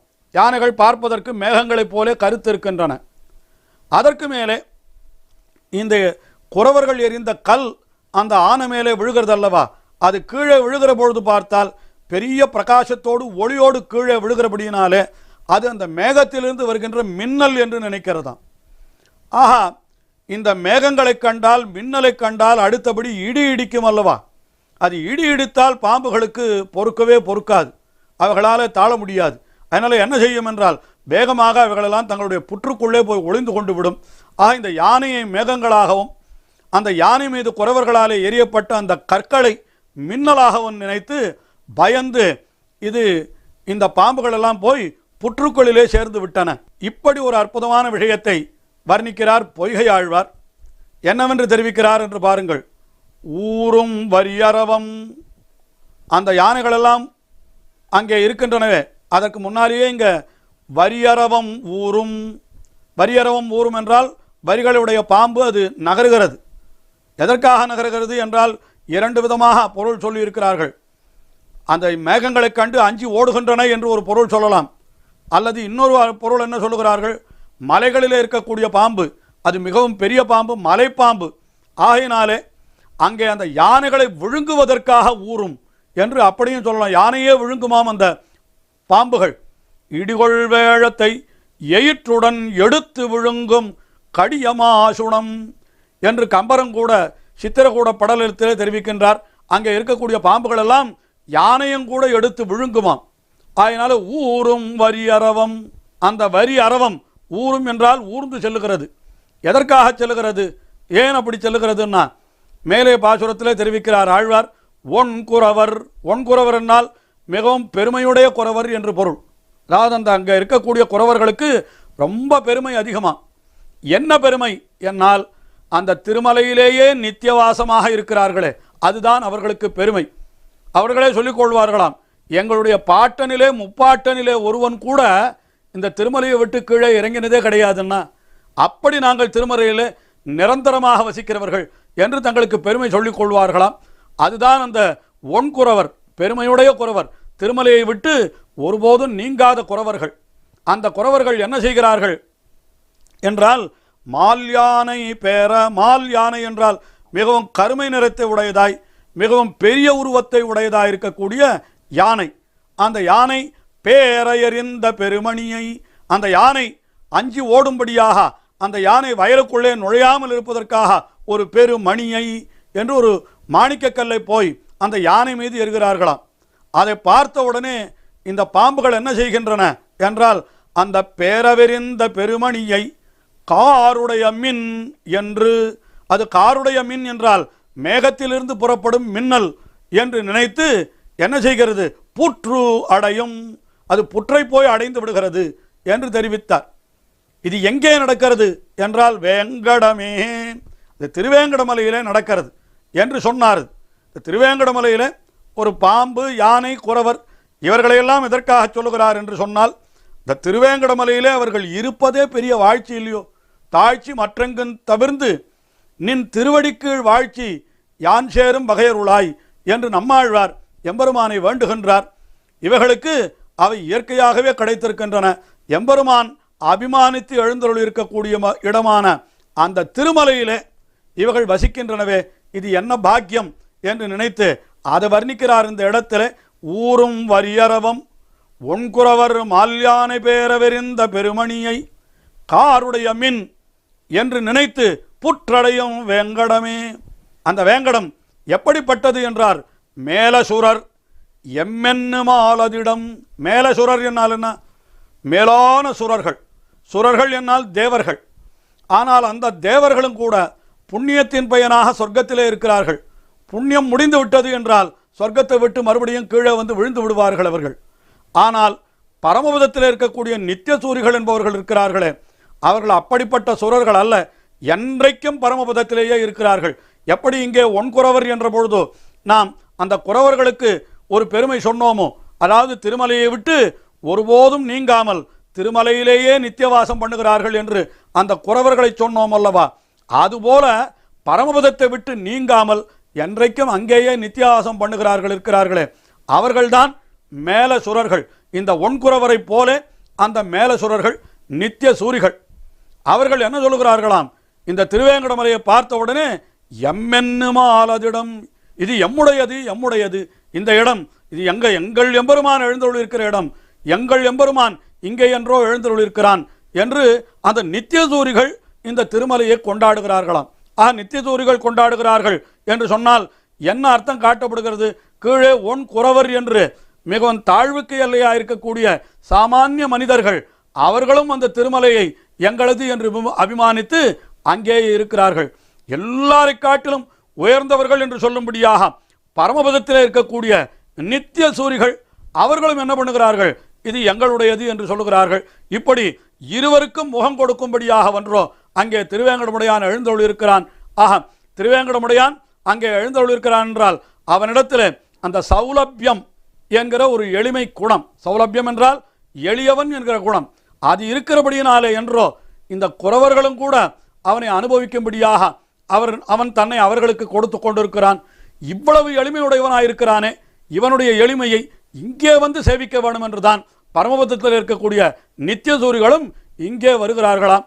ஆகையினாலே தான் இப்படி ஒன்குறவர் வசிக்கும்படியான நித்தியமாக வசிக்கும்படியான அந்த திருவேங்கட மலையன்றோ மேலசுரர் எம்மென்னு மாலதிடம் எங்களுடையது என்று அவர்கள் இப்படி அபிமானித்து இந்த திருமலையை கொண்டாடுகிறார்கள் என்று காட்டினார். இதிலிருந்து என்ன தெரிகிறது என்று கேட்டால், அந்த எம்பெருமானங்கே எழுந்தருளிருக்கிறானே அவன் நமக்கு உத்தேசியமா இல்லையா என்பதை விட அந்த எம்பெருமான் எழுந்தருளிருக்கிற இடம் அது நமக்கு மிகவும் விரும்பத்தக்கதாக ஆகிவிடுகிறது. அந்த இடத்தில் இருக்கக்கூடிய அந்த பாம்புகளோடு, அந்த குறவர்களோடு, அந்த குறவர்களாலே எரியப்பட்ட மாணிக்க கற்களோடு, அந்த மாணிக்க கற்களாலே விரட்டப்படுகின்ற யானைகளோடு வேறுபாடு இல்லாமல் எல்லாம் ஆழ்வாருக்கு விரும்பத்தக்கதாக விட்டது.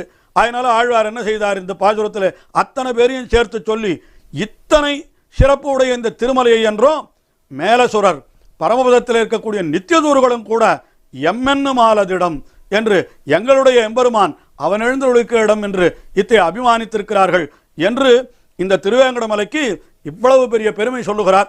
ஆகையினாலே அந்த எம்பெருமான் நமக்கு எவ்வளவுக்கு எவ்வளவு விரும்பத்தக்கவனோ அதுபோல அந்த எம்பெருமான் எழுந்தருளிருக்கிற திவ்ய தேசம் அதுவும் நமக்கு விரும்பத்தக்கது.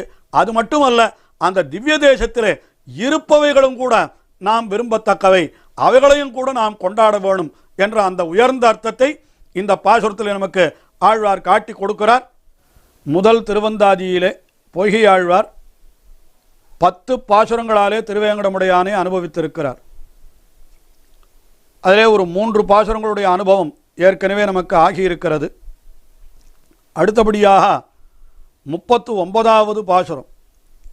இந்த பாசுரத்திலே அந்த எம்பெருமான் செய்த பல பல செயல்களை எல்லாம் சொல்லி அடியவர்களை காப்பதற்காகத்தான் அவன் எல்லா செயல்களையும் செய்கிறான். ஒவ்வொரு செயலும் கூட எதற்காக ஏற்பட்டது என்றால், ஈஸ்வரன் பண்ணின ஆணை தொழில்களெல்லாம் பாகவதாபச்சாரம் பொறாமை என்று ஜீயரருளி செய்வர் என்று பிளலோகாச்சாரியர் காட்டுகிறார். எம்பெருமானுடைய அவதாரங்கள் எதற்காக ஏற்பட்டன என்றால், எல்லாம் பாகவதாபச்சாரம் பொறாமை என்கிறார். அடியவர்களிடத்திலே யாரேனும் அபச்சாரப்பட்டார்களானால் அந்த அபச்சாரம் பொறுக்க முடியாமல் அவர்களை தண்டிப்பதற்காகத்தான் எம்பெருமான் இப்படி வந்து இந்த உலகத்திலே பிறக்கிறான் என்று மிகவும் ஸ்பஷ்டமாக காட்டியிருக்கிறார் பிளலோகாச்சாரியர். எம்பெருமானுடைய அவதாரங்கள் எல்லாம் அடியவர்களுக்காக, அவர்களை காப்பதற்காக ஏற்பட்டது என்று சொல்லுகிறோம் அல்லவா. அது எங்கிருந்து அவர்களுக்கு கிடைத்தது என்றால், இப்படிப்பட்ட ஆழ்வார்களுடைய அருளி செயலிலே காட்டப்பட்ட அந்த நிகழ்ச்சிகள் தான். எங்கே காட்டுகிறார் என்று நாம் பார்த்தால், இப்பொழுது பொய்கை ஆழ்வார் திருவேங்கடமலையை அனுபவிக்கின்ற பாசுரம்.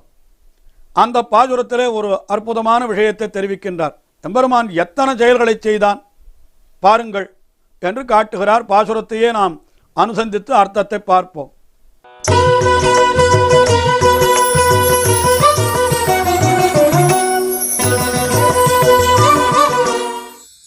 இடந்தது பூமி எடுத்தது குன்னம் கடந்தது கஞ்சனை முன் நஞ்சா கிடந்ததுவும் நீரோதமாகடலே நின்னதுவும் வேங்கடமே பேரோத வண்ணர் பெரிது. அந்த எம்பெருமானை முதலிலே என்ன தெரிவிக்கிறார்? பேர் ஓத வண்ணர் என்றால், பேர் ஓதம் என்றால் பெரிய ஓதம், ஓதம் என்னால் கடல்.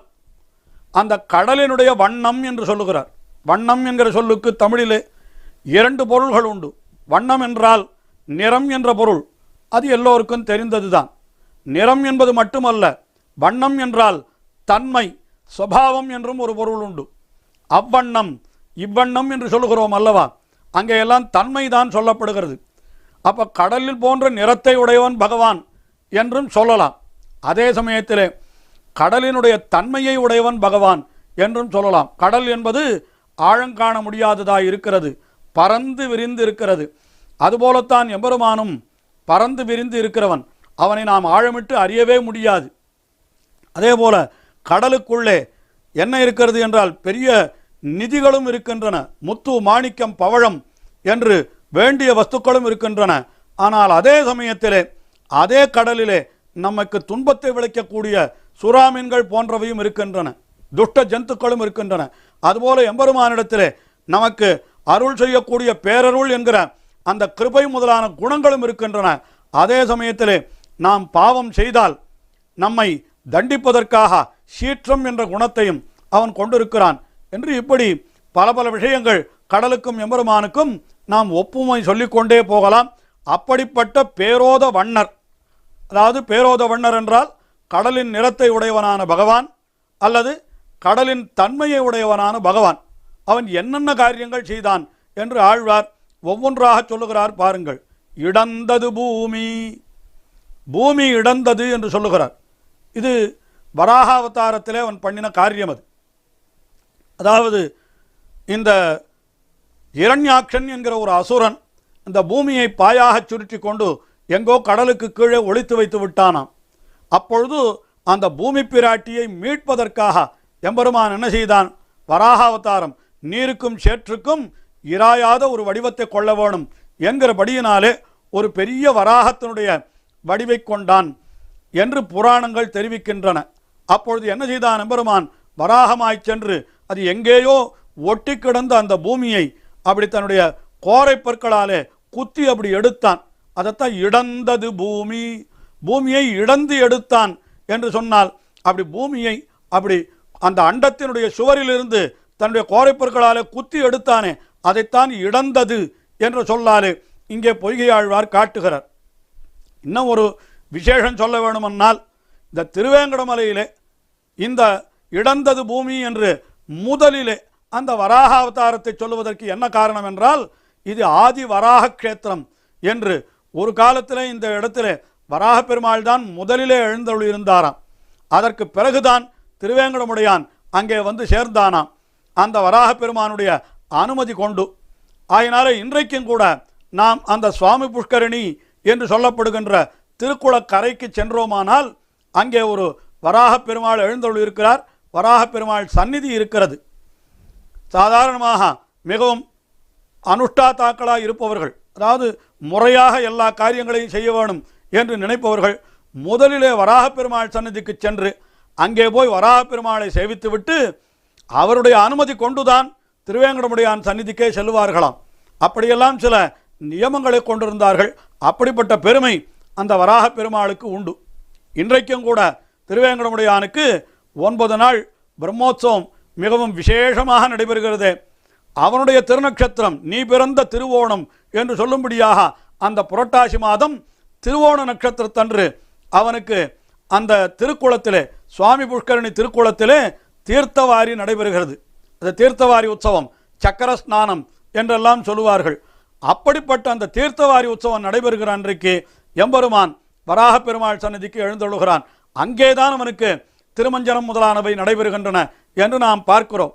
ஆகினாலே இந்த வராக கஷேத்திரம் திருவேங்கடமலையே ஒரு வராக கஷேத்திரம் ஆகினாலே இந்த பாசுரத்தில் முதலிலே அந்த சரித்திரத்தை சொல்லுகிறார். இடந்தது பூமி என்று சொல்லுகின்றார். அடுத்தபடி எடுத்தது குன்றம். எடுத்தது குன்றம் என்னால் எல்லாருக்கும் தெரிந்த விஷயமாகத்தான் இது இருக்கும். அதாவது இந்திரன் கல்மழை பொழிந்தான். அப்பொழுது கண்ணபிரான் அந்த மழையை தடுப்பதற்காக கோவர்தனத்தை எடுத்து அந்த கோவர்தன மலையை எடுத்து குடையாக பிடித்தான். குன்றம் என்னால் மலை. அதை எடுத்தான் என்று சொன்னால் அதை எடுத்து அப்படி பிடித்து நின்றான். அவன்தான் குன்றமேந்தி குளிர்மழை காத்தவன். அன்று ஞாலம் அளந்த பிரான் பரன் சென்று சேர் திருவேங்கடம் என்று நம்மாழ்வார் அருளி செய்கிறார். ஆயினாலே ஒரு காலத்தில் குன்றமேந்தி குளிர்மழை காத்த அந்த கோபாலன் தான் இன்றைக்கு நாம் சேவிக்கும்படியாக திருவேங்கட மலையிலே எழுந்தருள் இருக்கிறான். இது இரண்டிற்கும் என்ன வித்தியாசம் என்று கேட்டுக்கொண்டு மிகவும் அழகாக நம்பிள்ளை ஒரு அர்த்தம் சாதிக்கிறார். அன்று இடையர்களுக்கு ஏற்பட்ட ஒரு ஆபத்தை நீக்குவதற்காக அந்த கோவர்தனகிரியை எடுத்து குடையாக பிடித்தானே கண்ணன், அன்றைய தினம் மலை மேலே இருந்தது, அவன் கீழே எழுந்தருள் இருந்தான். மலைக்கு கீழே அவன் எழுந்தருள் இருந்து அந்த மலையை தாங்கி நின்றான். ஆனால் இன்றைக்கு திருவேங்கடமுடையான் எப்படி எழுந்தருள் இருக்கிறான் என்றால் மலை அவனை தாங்குகிறது, மலை மேலே அவன் எழுந்தருள் இருக்கிறான். ஆஹா, மலைக்கு மேலே நின்ற நிலை திருவேங்கட நிலை, மலைக்கு கீழே நின்ற நிலை அந்த கோவர்தனத்தை கொடையாக பிடித்த நிலை என்று அனுபவிக்கும்படியாக அதையும் சேர்த்து அனுபவிக்கிறார். இந்த பாசுரத்தில் எடுத்தது குன்றம் என்று சொல்லுகின்றார். இது திருவாய்ப்பாடியில் இருந்த ஆயர்களுக்கு ஏற்பட்ட துன்பத்தை போக்குவதற்காக செய்த செயல் இது. முதலிலே பூமி பிராட்டி தன்னுடைய பத்தினி அவளுக்கு ஏற்பட்ட ஆபத்தை தீர்ப்பதற்காக அவன் என்ன செய்தான் என்றால் இடந்தது பூமி. அடுத்தபடியாக தன்னை அண்டி இருந்த ஆயர்கள் அவர்களுக்கு துன்பம் ஏற்பட்டது, அதை நீக்குவதற்காக எடுத்தது குன்றம் என்றார். அதற்கு மேலே அதே கிருஷ்ணாவதாரத்தில் அடுத்த செயல் என்ன என்றால் திருவாய்ப்பாடியிலிருந்து மதுரா நகரத்திற்கு சென்றான். மதுரா நகரத்துக்கு சென்றவன் அங்கே என்ன செய்தான் என்றால் கடந்தது கஞ்சனை முன் அஞ்ச.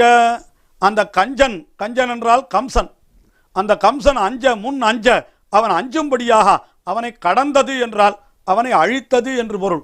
ஆக என்ன செய்தான், மதுரா நகரத்தில் இருப்பவர்களுக்கும் துன்பத்தை நீக்குவதற்காக அந்த அடியவர்களுக்காக இவன் என்ன செய்தான் என்றால் கஞ்சனை கடந்தான். ஆக பூமியை இடந்தான், குன்றத்தை எடுத்தான், கடந்தது கஞ்சனை முன் அஞ்ச. இப்படியெல்லாம் காரியங்களை செய்து கொண்டே இருந்தான். இதெல்லாம் செய்வதற்கு முன்னாலே அவன் எங்கே இருந்தான், எங்கிருந்து வந்து இந்த காரியத்தை செய்தான் என்றால் எம்பெருமான் இந்த மாதிரியான அவதாரங்களை எல்லாம் செய்வதற்கு முன்னாலே அவன் எழுந்தருள் இருக்கிற இடம் எது என்றால் கிடந்ததுவும் நீரோதமாகடலே. நீரோதமாகடல் என்றால் திருப்பார்கடல். அந்த திருப்பார்கடலிலே தான் எம்பெருமான் சயனித்திருக்கிறான். அந்த எம்பெருமான் திருப்பார்கடலிலே சயனித்திருக்கிற காலத்திலே தான் தங்களுக்கு ஏற்பட்ட ஆபத்தை எல்லாம் தேவர்கள் வந்து அந்த இடத்திலே விண்ணப்பிப்பார்களாம். எம்பெருமானே, எங்களுக்கு இப்படி ஆகிவிட்டது, நீதான் எங்களை ரட்சிக்க வேண்டும். இரண்யாட்சன் இப்படி செய்தான், இரண்யகசிபு இப்படி செய்தான், ராவணன் இப்படி செய்கிறான், மகாபலி இப்படி செய்கிறான் என்று ஓரொருத்தர் செய்கின்ற துன்பங்களையும் கூட தேவர்கள் போய் எங்கே விண்ணப்பிக்கிறார்கள் என்றால் அந்த திருப்பார்கடலிலே தான். அதனால்தான் திருப்பார்கடலுக்கே என்ன பெயர் வைத்தார் பிள்ளலோகாச்சாரியர், அது கூப்பீடு கேட்கும் இடம் என்று பெயர் வைத்து விட்டார். யாராவது ஐயோ என்று கூக்குரல் இட்டால் அது கேட்கிற இடம் எது என்றால் அது திருப்பார்கடல். அந்த திருப்பார்கடலை விட்டுத்தான் இத்தனை இடத்திற்கும் எம்பெருமான் வருகிறான். ஏஷ நாராயண ஸ்ரீமான் க்ஷீரார்ணவநிகேதனா. க்ஷீரார்ணவநிகேதனா என்றால் திருப்பார்கடலிலே எழுந்தொழி இருக்கிறவன். நாகபர்யங்க முத்ஸ்ருஜ்யகி ஆகதோ மதுராம்புரிம். அந்த நாகபரியத்தை விட்டன்றோ இங்கே மதுரா நகரத்திலே வந்து கண்ணனாய் பிறந்தான் என்கிறார். ஆகையினாலே இப்பொழுது இடந்தது பூமி, எடுத்தது குன்றம், கடந்தது கஞ்சனை என்று சொன்னாரோ இல்லையோ, இதுக்கெல்லாம் மூலக்கிழங்காயவன் இருந்த இடம் எது என்று கேட்டால் அதுதான் வெள்ளத்தரவில் துயிலமர்ந்த வித்து என்றும் பார்க்கடலுள் பையத்து என்ற பரமன் என்றும் ஆண்டாள் அனுபவித்தாளே, அதைத்தான் இங்கே பொய்கை ஆழ்வார் முன்னமே காட்டுகிறார். கிடந்ததுவும் நீரோதமாகடலே.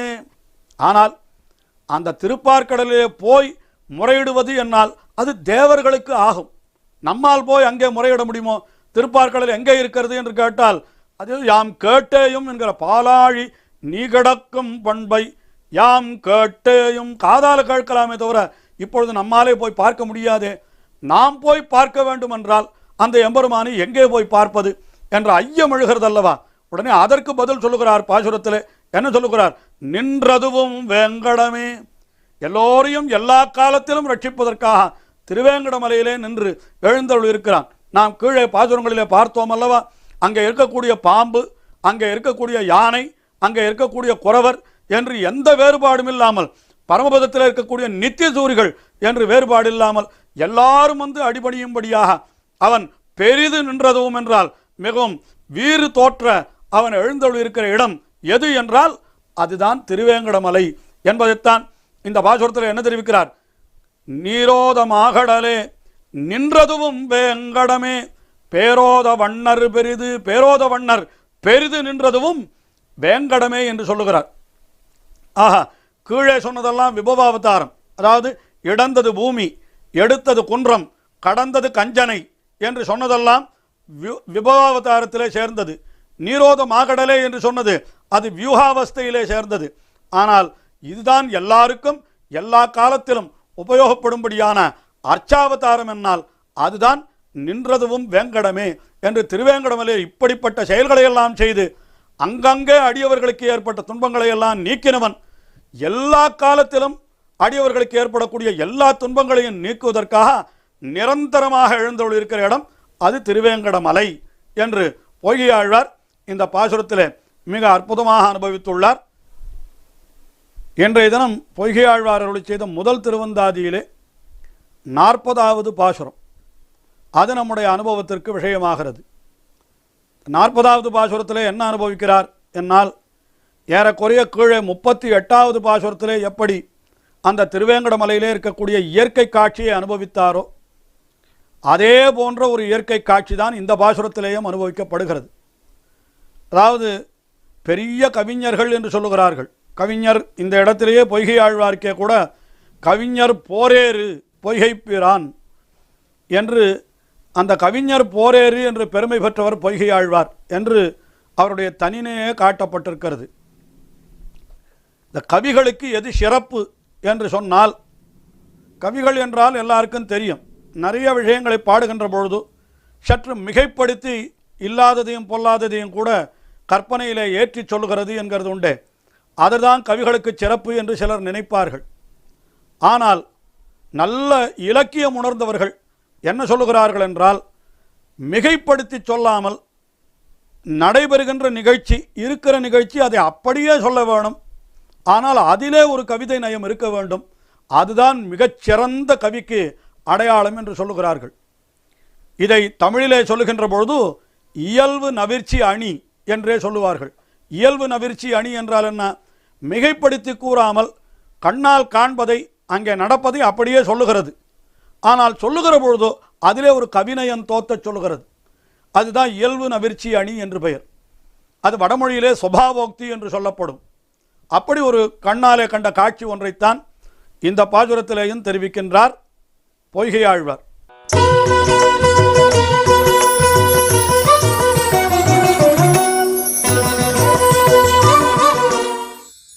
பெருவில் பகழி குறவர் கைச்சந்தி வெறுவி புனந்துறந்த வேழம் இருவிசும்பில் மீன் வீழக் கண்டு அஞ்சும் வேங்கடமே மேலசுரர் கோன் வீழக் கண்டுகந்தான் குன்று. திருவேங்கட மலையிலே யானைகள் இருக்கின்றன. கீழே பார்த்தோம், குறவர்கள் என்ன செய்கிறார்கள்? அந்த யானையை விரட்டுவதற்காக மாணிக்க கற்களை எறிந்தார்கள். அந்த மாணிக்க கற்களை மின்னலாக நினைத்து இந்த பாம்புகள் அஞ்சி ஓடின என்று கீழே 38வது பாசுரத்திலே தெரிவித்தார் பொய்கை ஆழ்வார். இப்பொழுது இந்த 40வது பாசுரத்திலே கிட்டத்தட்ட அதே போன்ற ஒரு நிகழ்ச்சி தான், ஆனால் இன்னும் சற்று வேறு விதமாக தெரிவிக்கின்றார். என்ன நடக்கிறது அங்கே என்றால், புனங்காப்பதற்காக அந்த இடத்திலே இருக்கிறார்கள் குறவர்கள். அந்த குறவர்கள் என்ன செய்கிறார்கள்? யானை இருட்டிலே வந்தால் என்ன செய்வது, இரவிலே வந்தால் என்ன செய்வது என்று என்ன செய்கிறார்களாம்? தங்களுடைய கைகளிலே தீப்பந்தங்களை வைத்து கொண்டிருக்கிறார்களாம். தீவர்த்தி என்று சொல்லுகிறோமே, அதையெல்லாம் வைத்து கொண்டிருக்கிறார்கள் அந்த குறவர்கள். பெருவில் பகழி குறவர் கைச்சந்தி, குறவருடைய கையிலே இருக்கக்கூடிய செந்தி என்கிறார். அந்த குறவர் எப்படி இருக்கிறார்கள் என்று கேட்டால் பெருவில் பகழி, பெருவில் என்றார். கையில் பெரிய வில்லை ஏந்தி இருக்கிறார்கள். எப்படி ராமபிரான் தன்னுடைய கையிலே அவஷ்டபிய மகத்தனு என்று சொல்லும்படியாக அந்த வில்லும் கையுமாக இருக்கிறானோ, அதுபோல இந்த திருவேங்கடமலையிலே இருக்கிற பழங்குடிகளான குறவர்கள் அவர்கள் தங்களுடைய வீரமெல்லாம் தெரியும்படியாக கையிலே வில்லை ஏந்தி இருக்கிறார்கள். ஏனென்றால் துஷ்ட மிருகங்கள் அந்த நிலங்களையெல்லாம், விவசாய நிலங்களையெல்லாம் நாசம் செய்வதற்கு வந்தால் அவற்றை விரட்ட வேண்டுமே. ஆகையினால பெருவில் பகழி, குறவர். குறவர் என்னால் அவர்களுக்கு பெருமை. என்ன பெருமை? திருவேங்கடமலையே நித்தியவாசமாக கொண்டு அந்த மலையை விட்டு என்றைக்கும் இறங்காமல் அங்கேயே இருக்கிறார்கள் என்று சொன்னோமே, அப்படிப்பட்ட குறவர் என்ன அவளுக்கு ஒரு பெருமை சொல்லுகிறார். அப்படிப்பட்ட குறவர்கள் கையிலே கைச்செந்தி, கையிலே தீவட்டி வைத்திருக்கிறார்கள். அந்த தீவர்த்திகளை பார்த்தால் துஷ்ட மிருகங்களெல்லாம் அஞ்சி ஓடிவிடும். அதற்காகவே அவர்கள் கையிலே அந்த தீவர்த்திகளை வைத்திருப்பார்களாம். இதை பார்த்த உடனே யானைகள் என்ன பண்ணித்து, அங்கே இருக்கக்கூடிய யானைகள் இந்த பட்டி மேயலாம், இந்த வயல்களில் இருக்கக்கூடிய தானியங்களை எல்லாம் மிதித்து உண்ணலாம் என்று வந்த அந்த யானைகள், அதையெல்லாம் தானியங்களையெல்லாம் மிதித்து உண்ணலாம் என்று வந்த யானைகள் இந்த குறவர்கள் கையில் இருக்கிற அந்த செந்தி, அந்த தீவட்டியை பார்த்த உடனே நெருப்பை கண்டால் அவைகளுக்கெல்லாம் பயமாகினாலே அச்சப்பட்டு ஓடத் தொடங்கின. குறவர் கைச்சந்தி வெறுவி புனந்துறந்த வேழம், வெறுவி என்னால் அச்சங்கொண்டு புனந்துறந்த என்று அப்படி அஞ்சி ஓடின அந்த வேழம் அப்படி போயிற்று. போனால் அந்த சமயத்தில் என்ன ஆயிற்று என்றால், இருவிசிம்பில் மீன் வீழா, ஆகாசத்திலிருந்து சில நட்சத்திரங்கள், எரி நட்சத்திரங்கள் கீழே விழுந்தனவாம். இது அடிக்கடி நிகழக்கூடிய நிகழ்ச்சி தான். அதுவும் திருவேங்கடமலை நன்றாக உயரமாயிருக்கிறபடியினாலே இன்னும் நட்சத்திரங்கள் கீழே விழுவது நன்றாகவே தெரியும். அது மலையினுடைய உச்சியிலிருந்து பார்த்தால் அந்த எரி நட்சத்திரங்கள் சிலது கீழே விழுகிறது நம்முடைய கண்ணுக்கே கூட இலக்காகும். அப்படி என்ன ஆகிறது அந்த இடத்துல, இருவிசும்பில் மீன் வீழாம். உடனே இந்த யானைகளெல்லாம் என்ன நினைத்தனவாம், ஐயோ அந்த பக்கம் அந்த குறவர்கள் தங்கள் கையிலே தீப்பந்தங்களை வைத்திருக்கிறார்கள், அந்த நெருப்புக்கு அஞ்சி நாம் ஓடினால் இப்பொழுது அதே நெருப்பு நம் முன்னாலே இப்படி வந்து விழுகிறதே. அதாவது அது என்ன நினைத்து விட்டது, அந்த குறவர்கள் எரிந்த தீப்பந்தம் தான் இங்கே வந்து விழுகிறது என்று நினைத்து விட்டதாம். வானிலிருந்து விழுகின்ற நட்சத்திரங்கள் அவர்கள் அந்த நெருப்பு போலே வந்து விழுகின்றபடியினாலே அந்த நெருப்பை கண்ட இந்த யானைகள் என்ன நினைத்தது என்றால், இந்த குறவர் கையில் இருக்கக்கூடிய தீப்பந்தம் தான் இங்கே நம் முன்னாலே நெருப்பாக இப்படி வந்து விழுகிறது என்று நினைத்து அவர்கள் அஞ்சி நடுங்கி அங்கேயே நின்று விட்டனவாம். ஆஹா, வெறுவி புனந்துறந்த வேழம் இருவிசும்பில் மீன் வீழக் கண்டு அஞ்சும் வேங்கடம். அந்த இருவிசும்பில் மீன், அது கீழே, மீன் என்றால் நட்சத்திரம், அந்த நட்சத்திரங்கள் கீழே விண்மீன் என்று நாம் சொல்லுகிறோம் அல்லவா, விண்மீன் என்றால் நட்சத்திரங்கள், அவைகள் விண்மீன் கீழே விழக்கண்டு அதை இந்த குறவர் கையிலே இருக்கக்கூடிய செந்தியாகவே நினைத்து அஞ்சும் வேங்கடம் என்றார். அதை பயப்படுகிறது என்றார். அது எப்படி பயப்பட்டது என்பதற்கு உதாரணம் சொல்லணுமே. உடனே அதை அடுத்த வரியிலே ஆழ்வார் மிக அழகாக தெரிவிக்கிறார். அது எப்படி பயப்பட்டது என்றால், மேல் அசுரர் கோன் வீழ கண்டுகந்தான் குன்று. அசுரர் கோன் என்னால் அவன்தான் ஹிரண்ய கசிபு, அவன் வீழக் கண்டு உகந்தான். அசுரர் கோன் என்று ஹிரண்ய கசிபுவை சொல்லலாம், இரண்யாட்சனை சொல்லலாம். ஆக இரண்யன் அந்த என்ன செய்தான், அந்த ஏன்னா ராவணன் என்கிறவன் ராட்சசன், இந்த ஹிரண்ய கசிபு என்பவன் தான் அசுரன். அதனால இங்கே அசுரர் கோன் என்று சொல்லி இருக்கிறபடியினாலே அது இரண்ய கசிபுவைத்தான் சொல்லுகிறது என்று நாம் கொள்ளும்படியாக வியாக்கியானத்திலே காட்டியிருக்கிறார்கள். அவன் மேல் அசுரர் கோன் வீழா, அசுரன் கோன் வீழ கண்டு உகந்தான் என்றால், அசுரர் கோனான இரண்யகசிபு அவன் வீழ மாண்டு போக அதை கண்டு மகிழ்ந்தானான்.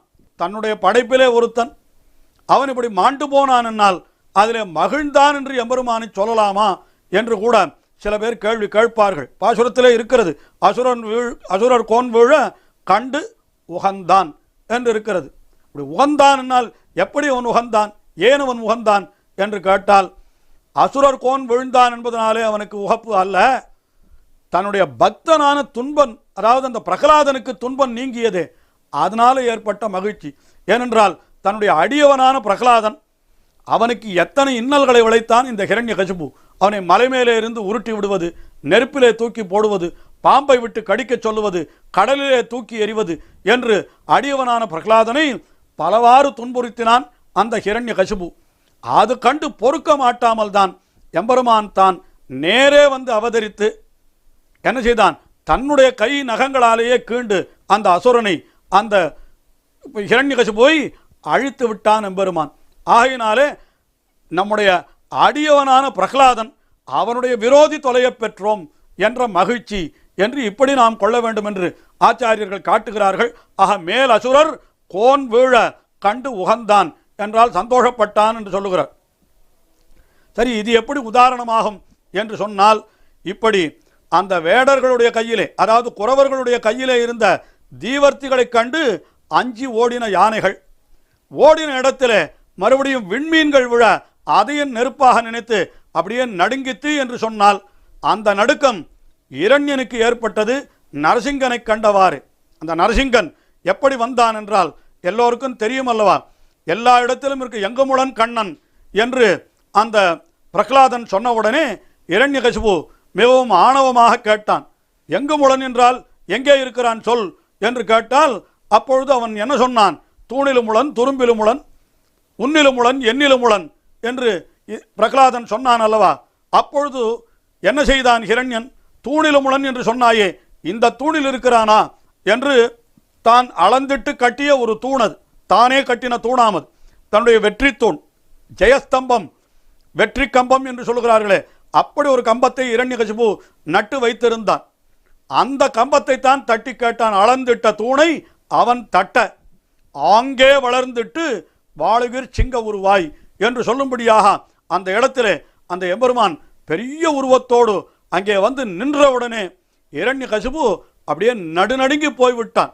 வியாக்கியானத்தில் ஆச்சாரியர்கள் மிக அழகாக தெரிவிக்கின்றார்கள். எம்பெருமானுடைய அந்த சீற்றத்தோடு இருக்கக்கூடிய அந்த கண்களை பார்த்தவுடனே, அந்த கண்களிலிருந்து நெருப்பு பொறி பறந்ததை பார்த்தவுடனே அப்படியே உருகி போய்விட்டான் ஹிரண்யகசிபு, பொன்னனாகையாலே என்று சொல்லுகிறார். ரொம்ப வேடிக்கையான வார்த்தை இது. பொன்னன் என்றால் என்ன, அதாவது பொன் என்கிறது தங்கம். தங்கம் என்பதற்கு வடமொழி சொல் ஹிரண்யம் என்பது. இரண்யன் என்றே பேர் அவனுக்கு, அதாவது பொன் போன்றவன் என்பது பொருள். அது பொன் நெருப்பினிடத்திலே வைத்தால் என்ன ஆகும், நெருப்பிலே போட்டால் என்ன ஆகும், அப்படியே உருகித்தான் போகும். அதுபோல நரசிங்க பெருமானுடைய கோபாக்னி, அந்த கோபாக்னியிலே இந்த ஹிரண்யகசிபு உருகி போய்விட்டான். ஏனென்றால் அவன்தான் பொன்னனாயிற்றே என்று வேடிக்கையாக ஆச்சாரியர்கள் வியாக்கியானங்களிலே சாதிக்கிறார்கள். அப்படி அந்த ஹிரண்யகசிபு அந்த எம்பெருமானுடைய திருக்கண்களிலிருந்து புறப்பட்ட நெருப்பு பொறி, நரசிங்க பெருமானுடைய கண்களிலிருந்து புறப்பட்ட நெருப்பு பொறியை பார்த்தவுடனே அஞ்சி நடுங்கினான் அல்லவா. அதை இங்கே நாம் நினைத்து கொள்ள வேண்டும். எங்கே, இந்த வெறுவி புனந்துறந்த வேழம் இருவிசும்பில் மீன் வீழ கண்டு அஞ்சும் என்று எப்படி இந்த யானை நடுங்கித்து என்றால், அன்று நரசிங்க பெருமான் முன்னாலே அந்த ஹிரண்யன் நடுங்கினார் போல இங்கே இந்த புனங்காக்கின்ற குறவர்களுடைய கையிலே இருக்கக்கூடிய அந்த தீப்பந்தங்களை கண்டும் வானிலிருந்து கீழே விழுகின்ற விண்மீன்களை கண்டும் இந்த யானைகள் அஞ்சி நடுங்கின என்று நாம் அப்படி கொள்ள வேண்டும். இதையெல்லாம் கூட ஆழ்வார் ஏன் வர்ணிக்கிறார் என்று சொன்னால், அந்த திருவேங்கடமலையிலே நடக்கக்கூடிய இயற்கை நிகழ்ச்சிகள் கூட ஆழ்வாருக்கு மிகவும் ஆகர்ஷமாய், அதாவது ஆகர்ஷகமாய் என்றால் மிகவும் விரும்பத்தக்கதாய், ஏற்கனவே தெரிவித்தார் போல திருமலையிலே எழுந்தருள் இருக்கிற எம்பெருமான் மட்டுமே அல்ல, அவன் எழுந்தருள் இருக்கிற திருவேங்கட மலை என்ன, அந்த திருவேங்கட மலையிலே நித்தியவாசமாக எழுந்தருள் இருக்கின்ற, அது வசிக்கின்ற அந்த குறவர்கள் என்ன, அந்த குறவர்களுடைய கையிலே இருக்கக்கூடிய அந்த செந்தீ என்ன, அந்த செந்தியை கண்டு அஞ்சி ஓடின அந்த யானைகள் என்ன, அந்த யானைகளை மேலும் அச்சமுறுத்திய அங்கே திருமலையிலே வந்து விழுந்த விண்மீன்கள் என்ன, இவை எல்லாமே ஆழ்வாருக்கு வர்ணிக்க வேண்டும் என்று தோன்றுகிறது, விரும்பத்தக்கதாகிவிட்டது. அப்படி திருமலையை அனுபவிக்கிறார் பொய்கை ஆழ்வார். 68வது பாசுரம் முதல் திருவந்தாதியிலே அனுபவிக்கவிருக்கிறோம். அந்த எம்பெருமானுடைய பெருமை எப்படிப்பட்டது, யாராலே அவனை உள்ளபடி அறிய முடியும், ஒருவராலும் அறிய முடியாது. எத்தனை ஊழி ஊழி காலங்கள் அவரவர்கள் தவம் செய்தாலும் கூட எண்ணிலா ஊழி ஊழி தவம் செய்தார் வெள்கி நிற்ப என்று தொண்டரடிப்புடி ஆழ்வார் அருளி செய்தார் அல்லவா.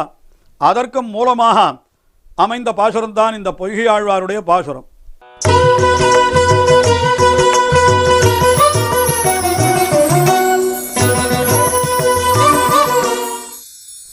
உணர்வாரார் உன்பெருமை ஊழிதோர் ஊழி உணர்வாரார் உன்னுருவன் தன்னை உணர்வாரார் விண்ணகத்தாய் மண்ணகத்தாய் வேங்கடத்தாய் நால்வேதப் பண்ணகத்தாய் நீ கிடந்த பால். அந்த எம்பெருமானை எப்படி அனுபவிக்கிறார் என்று பாருங்கள். எம்பெருமான் எப்படிப்பட்டவன்? விண்ணகத்தாய் மண்ணகத்தாய் வேங்கடத்தாய் நால்வேதப் பண்ணகத்தாய் என்று இத்தனை விசேஷங்கள் எம்பெருமானுக்கு சொல்லுகிறார். விண்ணகத்தாய் என்றால் பரமபதத்திலே எழுந்தருளியிருப்பவன் என்பது பொருள். மண்ணகத்தாய் என்றால் இந்த பூமியிலே வந்து பிறந்தவன், அவதரித்தவன், அல்லது பூமியிலே அர்ச்சாவதாரமாக எழுந்தருளியிருப்பவன் என்று இப்படியும் பொருள் சொல்லலாம். விண்ணகத்தாய் மண்ணகத்தாய், இதற்கு நடுவிலே வேங்கடத்தாய் என்று ஒன்று சொன்னார். அப்போ வேங்கடத்தாய் என்று சொன்னால் அது மண்ணகத்தாய் என்பதிலே அது சேராதோ என்று கூட நமக்கு கேள்வி எழலாம். சுவாமி, அதுவும் மண்ணிலே தானே இருக்கிறது, ஆனால் விண்ணகத்தாய் மண்ணகத்தாய் என்று சொல்லிவிட்டு வேங்கடத்தாய் என்று தனியாக சொல்லுகிறாரே, ஏன் அப்படி சொல்லுகிறார் என்று கேட்டால், இந்த இரண்டுக்கு நடுவிலே இருக்கிறதான் திருவேங்கடம். ஏற்கனவே தெரிவித்திருக்கிறோம், பரமபதத்தில் இருக்கக்கூடிய நித்தியசூரிகள் பரமபதத்திலிருந்து இறங்கி வந்து எம்பெருமானை சேவிக்கிறார்களாம். பூமண்டலத்தில் இருக்கிறவர்கள் அவர்கள் எம்பெருமானை சேவிக்க வேண்டும் என்றால் மலை மீது ஏறி போய் சேவிக்கிறார்கள்.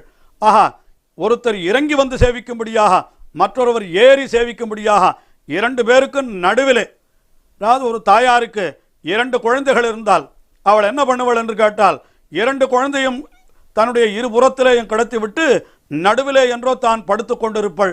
அந்த இரண்டு குழந்தைகளுக்கும் சீராட்டில் செய்ய வேண்டுமே, அதுபோல எம்பெருமான் என்ன செய்கிறான்? பரமபதத்தவர்களுக்கும் அனுகிரகம் செய்யும்படியாக, இந்த பூமண்டலத்திலே இருப்பவர்களுக்கும் அனுகிரகம் செய்யும்படியாக நடுவிலே இருக்கிறான் என்று வானோர்க்கும் மண்ணோர்க்கும் வைப்பு என்று அதைத்தான் நம்மாழ்வாரும் அருளி செய்தார். ஆகினாலே அந்த நிலை என்று பார்க்கிற பொழுதோ அதை எதிலே சேர்ப்பது, பூமண்டலத்திலே சேர்ப்பதா அல்லது மேலுலகத்திலே சேர்ப்பதா என்று பார்த்த பொய்கையாழ்வார் இரண்டிலுமே சேர்க்காமல் தனியாகவே சொல்லிவிட்டார். விண்ணகத்தாய் மண்ணகத்தாய் வேங்கடத்தாய் என்று சொன்னார். வேங்கடத்தாய் என்று சொன்னார். அதற்கு மேலே அந்த எம்பெருமானை நால்வேத பண்ணகத்தாய், நான்கு வேதங்கள், நான்கு வேதங்களுடைய பண் என்றால் அதனுடைய கானம், அந்த இசை, அதிலேயும் எம்பெருமான் இருக்கிறான். அதாவது நான்கு வேதங்களாலேயும் பாடப்படுபவன் எம்பெருமான், நான்கு வேதங்களாலேயும் தெரிவிக்கப்படுபவன் எம்பெருமான் என்று அந்த எம்பெருமானுடைய பெருமை எப்படிப்பட்டது என்றால், நான்கு வேதங்களாலே அவன் அறிவிக்கப்படுபவன். நால்வேதம் கண்டானே என்று திருமங்கையாழ்வாரும் காட்டியருள்வர். ஆகினாலே நான்கு வேதங்களாலே அவன் காணப்பட்டவன். நமக்கு அந்த நான்கு வேதங்களும் எம்பெருமானை பற்றித்தான் தெரிவிக்கின்றன. அந்த எம்பெருமான் என்று இவனை தெரிவித்தார். அதற்கு என்ன முக்கியமான காரணம் என்றால், திருவேங்கடமுடையானை பற்றி ரிக்வேதத்திலேயே கூறப்பட்டிருக்கிறது என்று நம்முடைய பெரியோர்கள் அப்படி அராயிக்கானே ஸ்ரீடம் என்று அராயிக்கானே என்று தொடங்குகின்ற ஒரு ரிக்கு, அந்த ரிக்கிலே என்ன காட்டப்பட்டிருக்கிறது என்றால், இந்த திருவேங்கட மலையை பற்றி, அங்கே எழுந்தருள் இருக்கின்ற எம்பெருமானை பற்றி சொல்லப்பட்டிருக்கிறது என்றெல்லாம் பெரியோர்கள் எடுத்து காட்டியிருக்கிறார்கள்.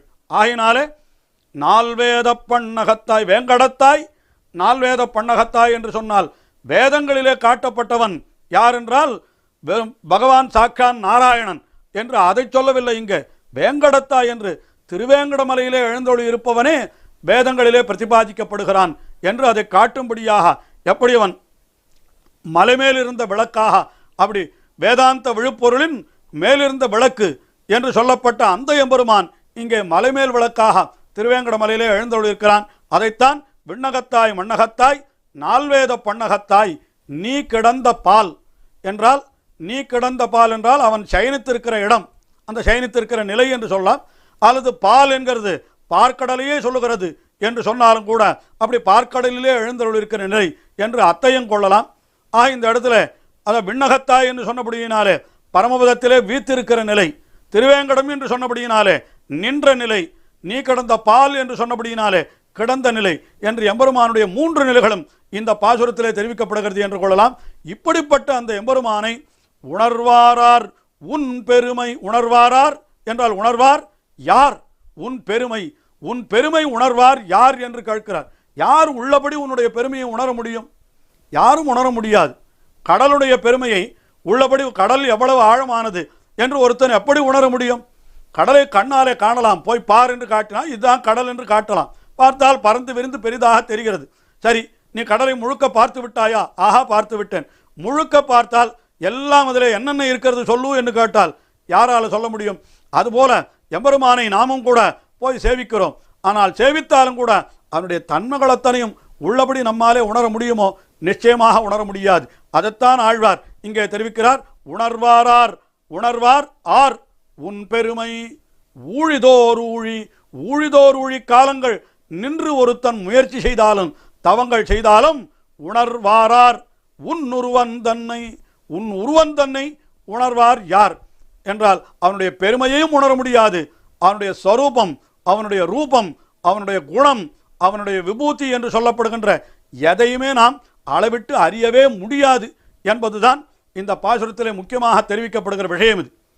எம்பெருமானை உள்ளபடி அறிந்து கொள்வது என்பது மிக மிக சிரமமான காரியம். அவனே தன்னை நமக்கு காட்டி கொடுத்தால் அல்லது நாம் நம்முடைய முயற்சியாலே அவனை அறியவே முடியாது என்று இந்த பாசுரத்திலே நன்றாக அப்படி தெள்ளத் தெளிவாக சொல்லிவிட்டார். அப்பொழுது அந்த எம்பெருமானை அடையவே முடியாதோ, பற்றவே முடியாதோ என்று நமக்கு அடுத்த கேள்வி எழுகிறது அல்லவா? அந்த கேள்விக்கு திருவேங்கடமுடையான் பாசுரத்திலேயே மறுபடியும் பதில் சொல்லுகிறார். இதே முதல் திருவந்தாதியிலே 76வது பாசுரம். அதில் என்ன சொல்லுகிறார் என்றால், அவன் மனது வைத்தால் நாம் ஒரு முயற்சியும் செய்ய வேண்டாம், தானே நம்மை அவன் கொடுத்து விடுவான். அதற்கு அவனை பற்ற வேண்டும் என்கிற அவசியம் கூட இல்லை, திருவேங்கட மலையை பற்றினாலே போரும் என்று மற்றொரு பாசுரத்திலே நமக்கு மிக அழகாக தெரிவிக்கிறார்.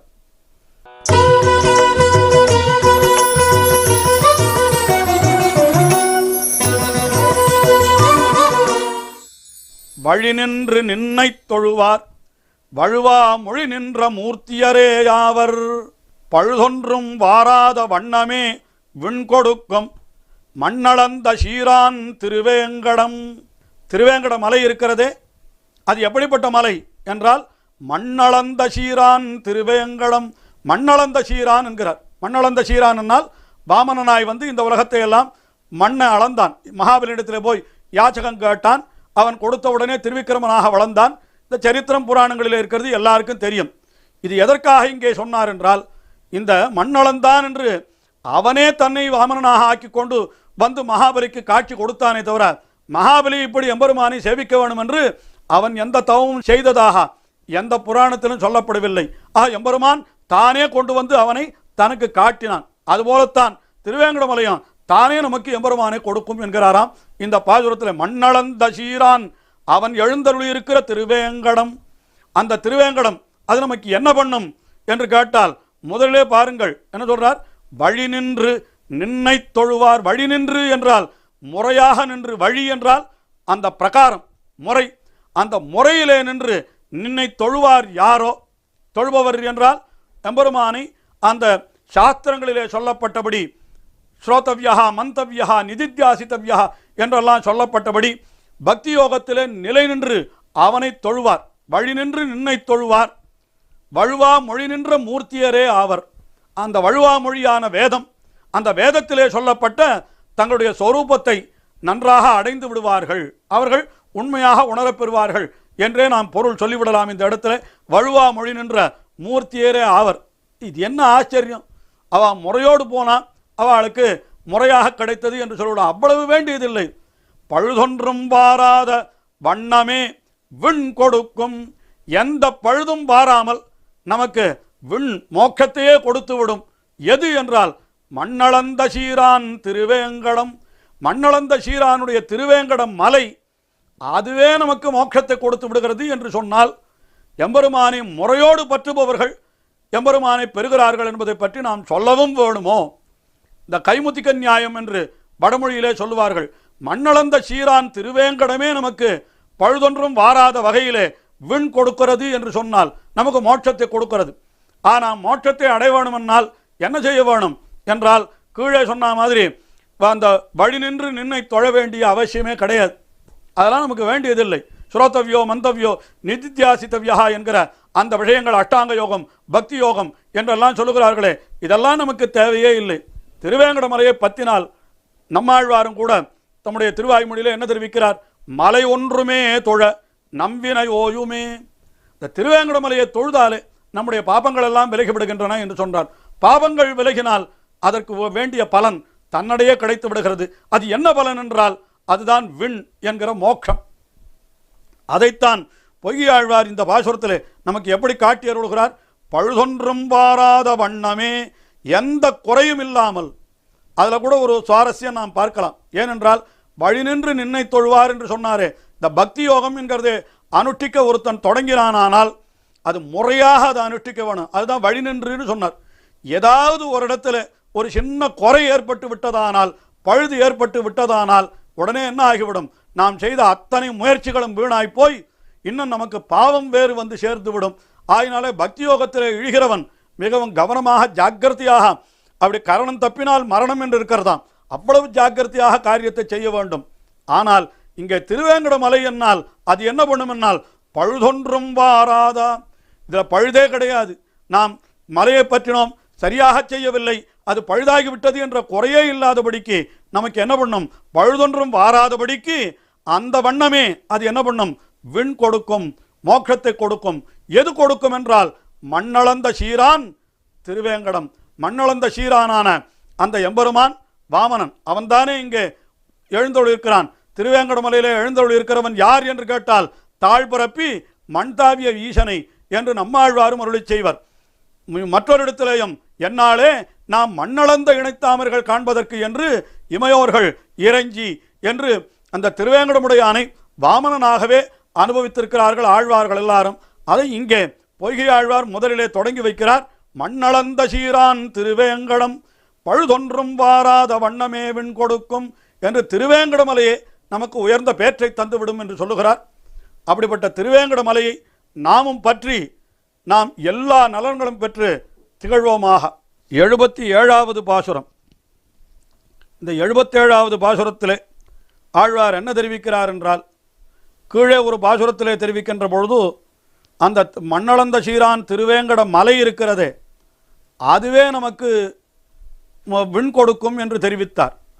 அப்பொழுது மலையளவு போக வேணுமோ, மலையை போய் கண்ணாலே சேவிக்க வேணுமோ என்றெல்லாம் கூட நமக்கு சந்தேகம் எழுகிறது அல்லவா?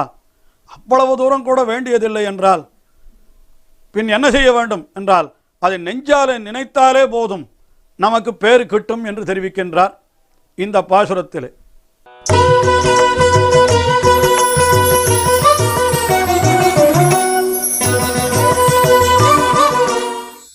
வேங்கடமும் விண்ணகரும் வெக்காவும் அக்காத பூங்கிடங்கின் நீழ்கோவல் பொன்னகரும் நான்கிடத்தும் நின்றானிருந்தான் கிடந்தான் நடந்தானே என்றால் கெடுமாமிடர். இந்த பாசுரத்திலே பல பல திவிதேசங்களை சேர்த்து எடுத்தார் திருவேங்கட மலையோடு. வேங்கடமும் என்று திருவேங்கட மலையை முதல்ல சொன்னார். அடுத்தது விண்ணகரும். விண்ணகர் என்கிறது சாதாரணமாக சொல்வதாக இருந்தால் பரமபதத்திலே எழுந்தருள் இருக்கிற நிலை. அது விண்ணிலே இருக்கக்கூடிய நகர் என்றால் பரமபதம், அதுதான் விண்ணகர் என்று சொல்லலாம். அதற்கு மேலே அடுத்தபடியாக அல்லது காஞ்சிபுரத்திலே ஒரு திவ்யதேசம் உண்டு, பரமேஸ்வர விண்ணகரம் என்றே பெயர் அதற்கு. திருமங்கை ஆழ்வார் 10 பாசுரங்களாலே மங்களாசாசனம் செய்திருக்கிறார். அதையும் கூட விண்ணகர் என்கிற சொல்லாலே சொல்லலாம்.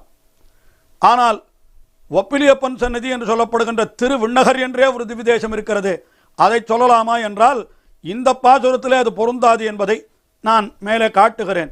வேங்கடமும் விண்ணகரும் வெக்காவும். வெக்கா என்னால் காஞ்சிபுரத்தில் இருக்கிற மற்றொரு திவ்யதேசம் திருவெக்கா என்கிற திவ்யதேசம். அதற்கு மேலே அக்காத பூங்குடங்கின் நீழ்கோவல் பொன்னகரும். நீழ்கோவல் பொன்னகர் என்று திருக்கோவலூர் என்கிற திவ்யதேசத்தை இந்த இடத்திலே சேர்த்தார். திருவேங்கடமலை, விண்ணகர், திருவெக்கா, திருக்கோவலூர் என்று 4 திவ்யதேசங்களை சொல்லி இந்த 4 இடத்தும், இந்த 4 இடத்திலேயும் எம்பெருமான் எப்படியெல்லாம் எழுந்தருள் இருக்கிறான் என்று கேட்டால் நின்றான், இருந்தான், கிடந்தான், நடந்தான் என்று அவனுடைய 4 திருக்கோலங்களை அனுபவிக்கின்றார். திருவேங்கடமலையிலே நின்றான். அதற்கு பிறகு விண்ணகரிலே வீற்றிருந்தான். வீற்றிருந்த திருக்கோலத்திலே விண்ணகரிலே இருக்கிறான். அது வரிசையாக சொல்லுகிறார். வேங்கடம் நின்றான், விண்ணகர் இருந்தான், திருவெக்காவிலே கிடந்தான், திருக்கோவலூரிலே நடந்தான் என்று காட்டுகின்றார். வேங்கடத்திலே நின்றான். விண்ணகரிலே இருந்தான் என்று சொல்லி இருக்கிறபடியினாலே அது ஒப்பிலியப்பன் சன்னதியை நாம் கொள்ள முடியவில்லை. ஏனென்றால் ஒப்பிலியப்பன் சன்னதியிலே அந்த எம்பெருமான் நின்ற திருக்கோலத்தில் இருக்கிறபடியினாலே அது இந்த பாசுரத்திற்கு விஷயம் அல்ல என்பது நன்றாக புரிகிறது. அப்பொழுது வீற்றிருத்த திருக்கோலம் என்றால் ஒன்று பரமபதத்திலே இருக்கக்கூடிய இடம், அங்கே வீற்றிருக்கிறான், அதை விண்ணகர் என்று சொல்லலாம். அல்லது பரமேஸ்வர விண்ணகரம் என்று காஞ்சிபுரத்திலே எடுத்துக்கொண்டோமானால் அதுக்கு அடுத்தபடியாக மறுபடியும் காஞ்சிபுரத்தை தானே சொல்லுகிறார் திருவெக்காய் என்று. ஆகையினாலே அங்கே காஞ்சிபுரத்தில் இருக்கக்கூடிய அந்த திவ்ய தேசத்தை எடுத்துக்கொண்டோமானால் அங்கே பரமேஸ்வர விண்ணகரத்திலே வீற்றிருந்த திருக்கோலத்திலே இருக்கிறான். ஆக வெங்கடமும் விண்ணகரும் வெக்காவும் அக்காத பூங்கிடங்கின் நீழ்கோவல் பொன்னகரும் என்று இந்த நான்கிடத்தும் நின்றான், இருந்தான், கிடந்தான், நடந்தானே என்றால் இதை சொன்னாலே போரும். வேங்கடத்தில் நின்றான் என்று சொன்னால் நம்முடைய இடர் கெடும் என்கிறார். திருமலை வரைக்கும் போகணும்னு கூட அவசியம் இல்லை, வாயால் சொன்னாலே போரும். என்றால் கெடும், கெடுமாம் இடர் என்று நம்முடைய இடரத்தனையும் போய்விடும். எம்பெருமான் நின்ற நிலையினை, அவன் இருந்த நிலையினை, அவன் கிடந்த நிலையினை, அவன் நடந்த நிலை, அதாவது திருக்கோவலூரில் இருக்கிற நிலையை நடந்த நிலை என்று சொல்லுவார்கள். உலகத்தை எல்லாம் வளர்ப்பதற்காக தன்னுடைய திருவடிகளை அப்படி வைத்தான் அல்லவா, ஆயினாலே அது நடந்த நிலை. இப்படிப்பட்ட நிலையினை நாம் அனுபவித்தாலே போதும், நம்முடைய பாபங்கள் எல்லாம் தொலைந்துவிடும் என்று இப்படி இந்த பாசுரத்திலே தெரிவித்தார். அதற்கு அடுத்தபடியாக மற்றொரு பாசுரம், அதுதான் 82வது பாசுரத்திலே. இந்த பாசுரத்தில் ரொம்ப அற்புதமான ஒரு நிகழ்ச்சி. மறுபடியும் இது ஒரு இயற்கை நிகழ்ச்சி என்று கூட சொல்லலாம். அதாவது இயல்பு நவிர்ச்சி என்று சொன்னோமே, அதிலேயே இயல்பு நவிர்ச்சியிலேயே ஒரு உயர்வு நவிர்ச்சியை சேர்க்கிறார். இது ரொம்ப அழகான விஷயம். இது இயல்பு நவிர்ச்சி என்னால் கண்ணாலே காண்பதை வர்ணிப்பது, அதில் ஒரு அதிசயோக்தி, ஒரு அத்தியுக்தி சொன்னால் அது உயர்வு நவிர்ச்சி என்று சொல்லுவார்கள். அது இந்த பாசுரத்தில் மிக அழகாக காட்டுகிறார்.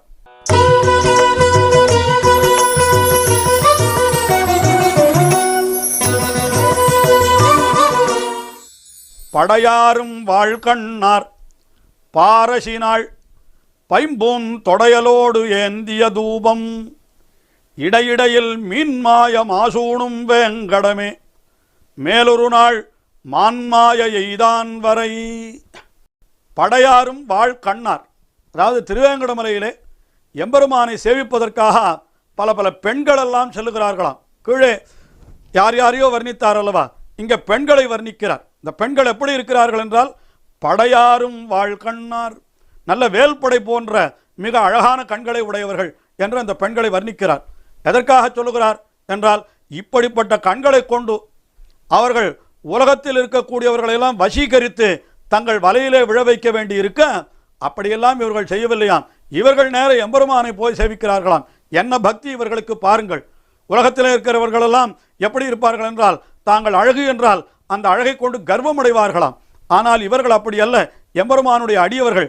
ஆயினாலே படையாரும் வாழ்கண்ணார், அவர்கள் என்ன செய்கிறார்கள், பாரசி நாள், ஒரு உயர்ந்த நாளை சொல்லுகிறார். பாரசி என்றால் துவாதசி என்று பொருள்.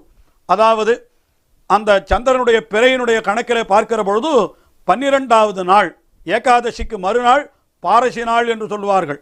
அந்த பாரசி என்னால் அதுதான் துவாதசி. அது எம்பெருமானை சேவிப்பதற்கு மிகவும் விசேஷமான நாள். அதாவது ஏகாதசி அன்று பூர உபவாசம் இருந்துவிட்டு மறுநாள் விடியற்காலை துவாதசி அன்றைய தினம் கோவிலுக்கு போய் எம்பெருமானை சேவிப்பது என்பது மிக மிக உயர்ந்ததாக அப்படி புராணங்களிலே சொல்லப்பட்டிருக்கிறது. அந்த விஷயம் அதைத்தான் இங்கே ஆழ்வார் பாசுரத்தில் காட்டுகிறார். அந்த பாரசி நாளன்று, துவாதசி நாளன்று படையாரும் வாழ்கண்ணார், வேற்படை போன்ற அழகிய கண்களை உடைய பெண்களெல்லாம் அந்த எம்பெருமானை சேவிக்க, திருவேங்கடமுடையானை சேவிப்பதற்காக அப்படி கோயிலுக்கு செல்லுகிறார்களாம்.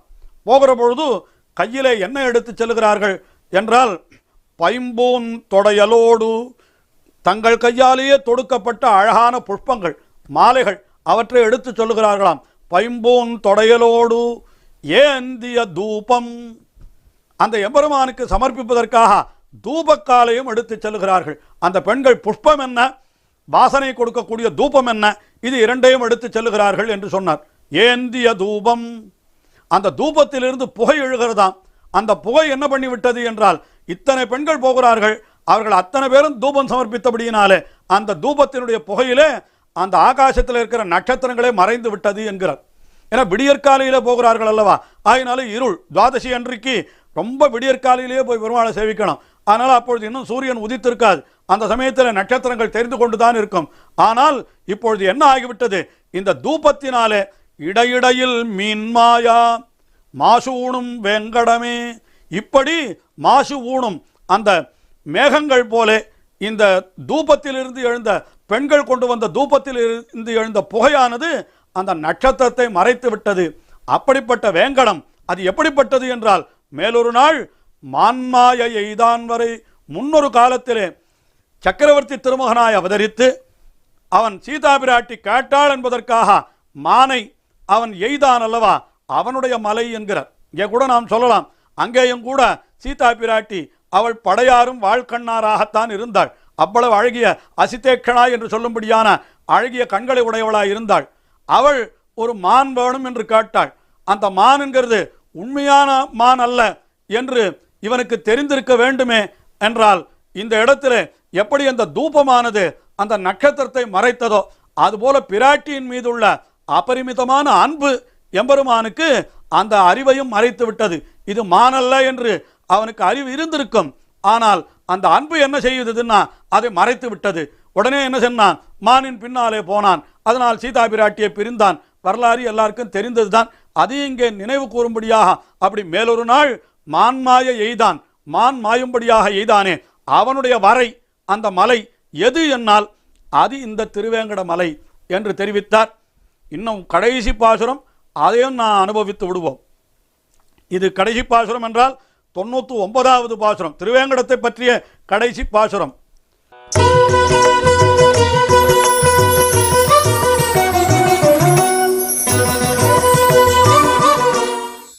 உளன்கண்டாய் நன்னெஞ்சே உத்தமனென்ன முளன்கண்டாய் உள்ளுவார் உள்ளத்துளன் கண்டாய் வெள்ளத்தின் உள்ளானும் வேங்கடத்து மேயானும் உள்ளத்தின் உள்ளான் என்னோர். எம்பெருமான் நம்முடைய உள்ளத்தினேயே இருக்கிறான். உளன்கண்டாய் நன்னெஞ்சே, தன்னுடைய நெஞ்சை பார்த்து ஆழ்வார் உபதேசிக்கிறார். உத்தமன் என்று முளன், நம்மை ரட்சிப்பதற்கு எல்லா காலத்திலும் எம்பெருமான் இருக்கிறான். நாமே கூட நம்மை ரட்சித்துக் கொள்ள முடியாத நிலை ஏற்படுமாம். எப்பொழுதுமே நாம் நம்மை ரட்சித்துக் கொள்ள முடியாது. நாம் நன்றாயிருப்பதாக நினைத்துக் கொண்டிருக்கிறோம், ஆனால் நாமே நமக்கு தீமையும் விளைத்துக் கொள்வோம். அப்பொழுது எனக்கு நீதான் ரட்சகனாயிருக்க வேணும் என்று நாம் அவனை பிரார்த்தித்துக் கொண்டிருக்கிறபடியினாலே உத்தமன் நம்மை ரட்சிப்பதற்கு என்று முளன் என்று சொல்லுகின்றார். உத்தமன் என்று முளன் கண்டாய் உள்ளுவார் உள்ளத்து உளன் கண்டாய். யார் யாரெல்லாம் அவனை உள்ளுகின்றார்களோ, நெஞ்சிலே வைக்கின்றார்களோ, அவர்களுடைய உள்ளத்திலே எம்பெருமான் எழுந்தொழி இருக்கிறான். அதில் ஒன்றும் சந்தேகமே வேண்டாம். நெஞ்சிலே எம்பெருமானை நாம் நினைத்தோமானால் அந்த நெஞ்சிலே எம்பெருமான் வந்து எழுந்தொழிடுகிறான். அவனுடைய இருப்பிடம் எது என்றால் வெள்ளத்தின் உள்ளானும். வெள்ளம் என்னால் திருப்பார்கடல். திருப்பார்கடலையும் திருவேங்கடத்தையும் நிறைய சேர்த்து அனுபவிக்கிறார்கள் ஆழ்வார்கள். இங்கேயும் கூட பனிக்கடலில் பள்ளிகோளை என்று சொல்லப்பட்டபடி அந்த வெள்ளத்தினுள்ளானும் வேங்கடத்து மேயானும் அவன் எங்கே இருக்கிறான் என்றால் உள்ளத்தின் உள்ளான், நம்முடைய உள்ளத்திலே எழுந்தருள் இருக்கிறான். இன்னும் ஒருபடி மேலே போய் ஆச்சாரியர்கள் என்ன காட்டுகிறார்கள், இப்படிப்பட்ட அடியவர்களுடைய உள்ளத்திலே புகுறுவதற்காகத்தான் இப்படி வெள்ளத்திலேயும் வேங்கடத்திலேயும் எழுந்தருள் இருக்கிறான் என்கிறார். திருவேங்கடமலையிலே எழுந்தருள் இருக்கிறான். அவனை போய் நாம் சேவிக்கிறோம். சேவித்து அப்பா நீதான் என்னை ரட்சிக்க வேண்டும் என்று அப்படி அவனை பிரார்த்தித்து கொண்டு விட்டால் உடனே என்ன பண்ணுகிறானாம், வேங்கடத்திலே எழுந்தருள் இருக்கிறவன் நம்முடைய உள்ளத்திற்கு வந்து சேர்ந்து விடுகிறானாம். ஆகினாலே நம்முடைய உள்ளத்திலே வந்து சேருவதற்கு அது சாதனமாயிருப்பது எது என்றால் அவன் திருவேங்கடமலையிலே அவன் எழுந்தருள் இருக்கிற நிலை அது சாதனம். இங்கே வந்து இருக்கிற நிலை அது சாத்தியம் என்று பிளலோகாச்சாரியர் திருவச்சன பூஷணம் என்கிற திவ்ய கிரந்தத்திலே அருளி செய்கிறார். திவ்ய தேசங்களிலே எம்பெருமான் எழுந்தருள் இருக்கிற நிலையே எதற்கு என்று கேட்டால் அடியவர்களுடைய உள்ளத்திலே புகுறுவதற்கு ஒரு வாய்ப்பு தேடி யாரேனும் வரமாட்டார்களா, நம்மை நீ என்னுடைய நெஞ்சத்திலே இரு என்று பிரார்த்திக்க மாட்டார்களா என்று எதிர்பார்த்துத்தான் அவன் எழுந்தருள் இருக்கிறான். அப்படி எழுந்தருள் இருக்கிற இடத்திற்குள்ளே தலையான இடமாகத்தான் இந்த திருவேங்கடமலையை ஆழ்வார்கள் எல்லாம் அனுபவிக்கிறார்கள். அதனால்தான் பொய்கை ஆழ்வார் கூட உள்ளத்தின் உள்ளான் என்று சொன்ன அந்த எம்பெருமான் எங்கே இருக்கிறான் என்றால் வேங்கடத்து மேயான் என்று காட்டினார். அதனால்தான் திருவேங்கட மலையிலே எத்தனை பேர், லட்சக்கணக்கான பேர் வந்து அவனை சேவிக்கிறார்கள். அவனை சேவிக்கிறவர்கள் அத்தனை பேருடைய உள்ளத்திலும் அவன் போய் குடியிருக்கிறான் என்பதாக இப்படி அந்த எம்பெருமானுடைய அனுபவத்தை பொய்கை ஆழ்வார் கொள்ளை கொள்ளையாக செய்து ஒரு 10 பாசுரங்களாலே அந்த எம்பெருமானுடைய அனுபவத்தை செய்தார்.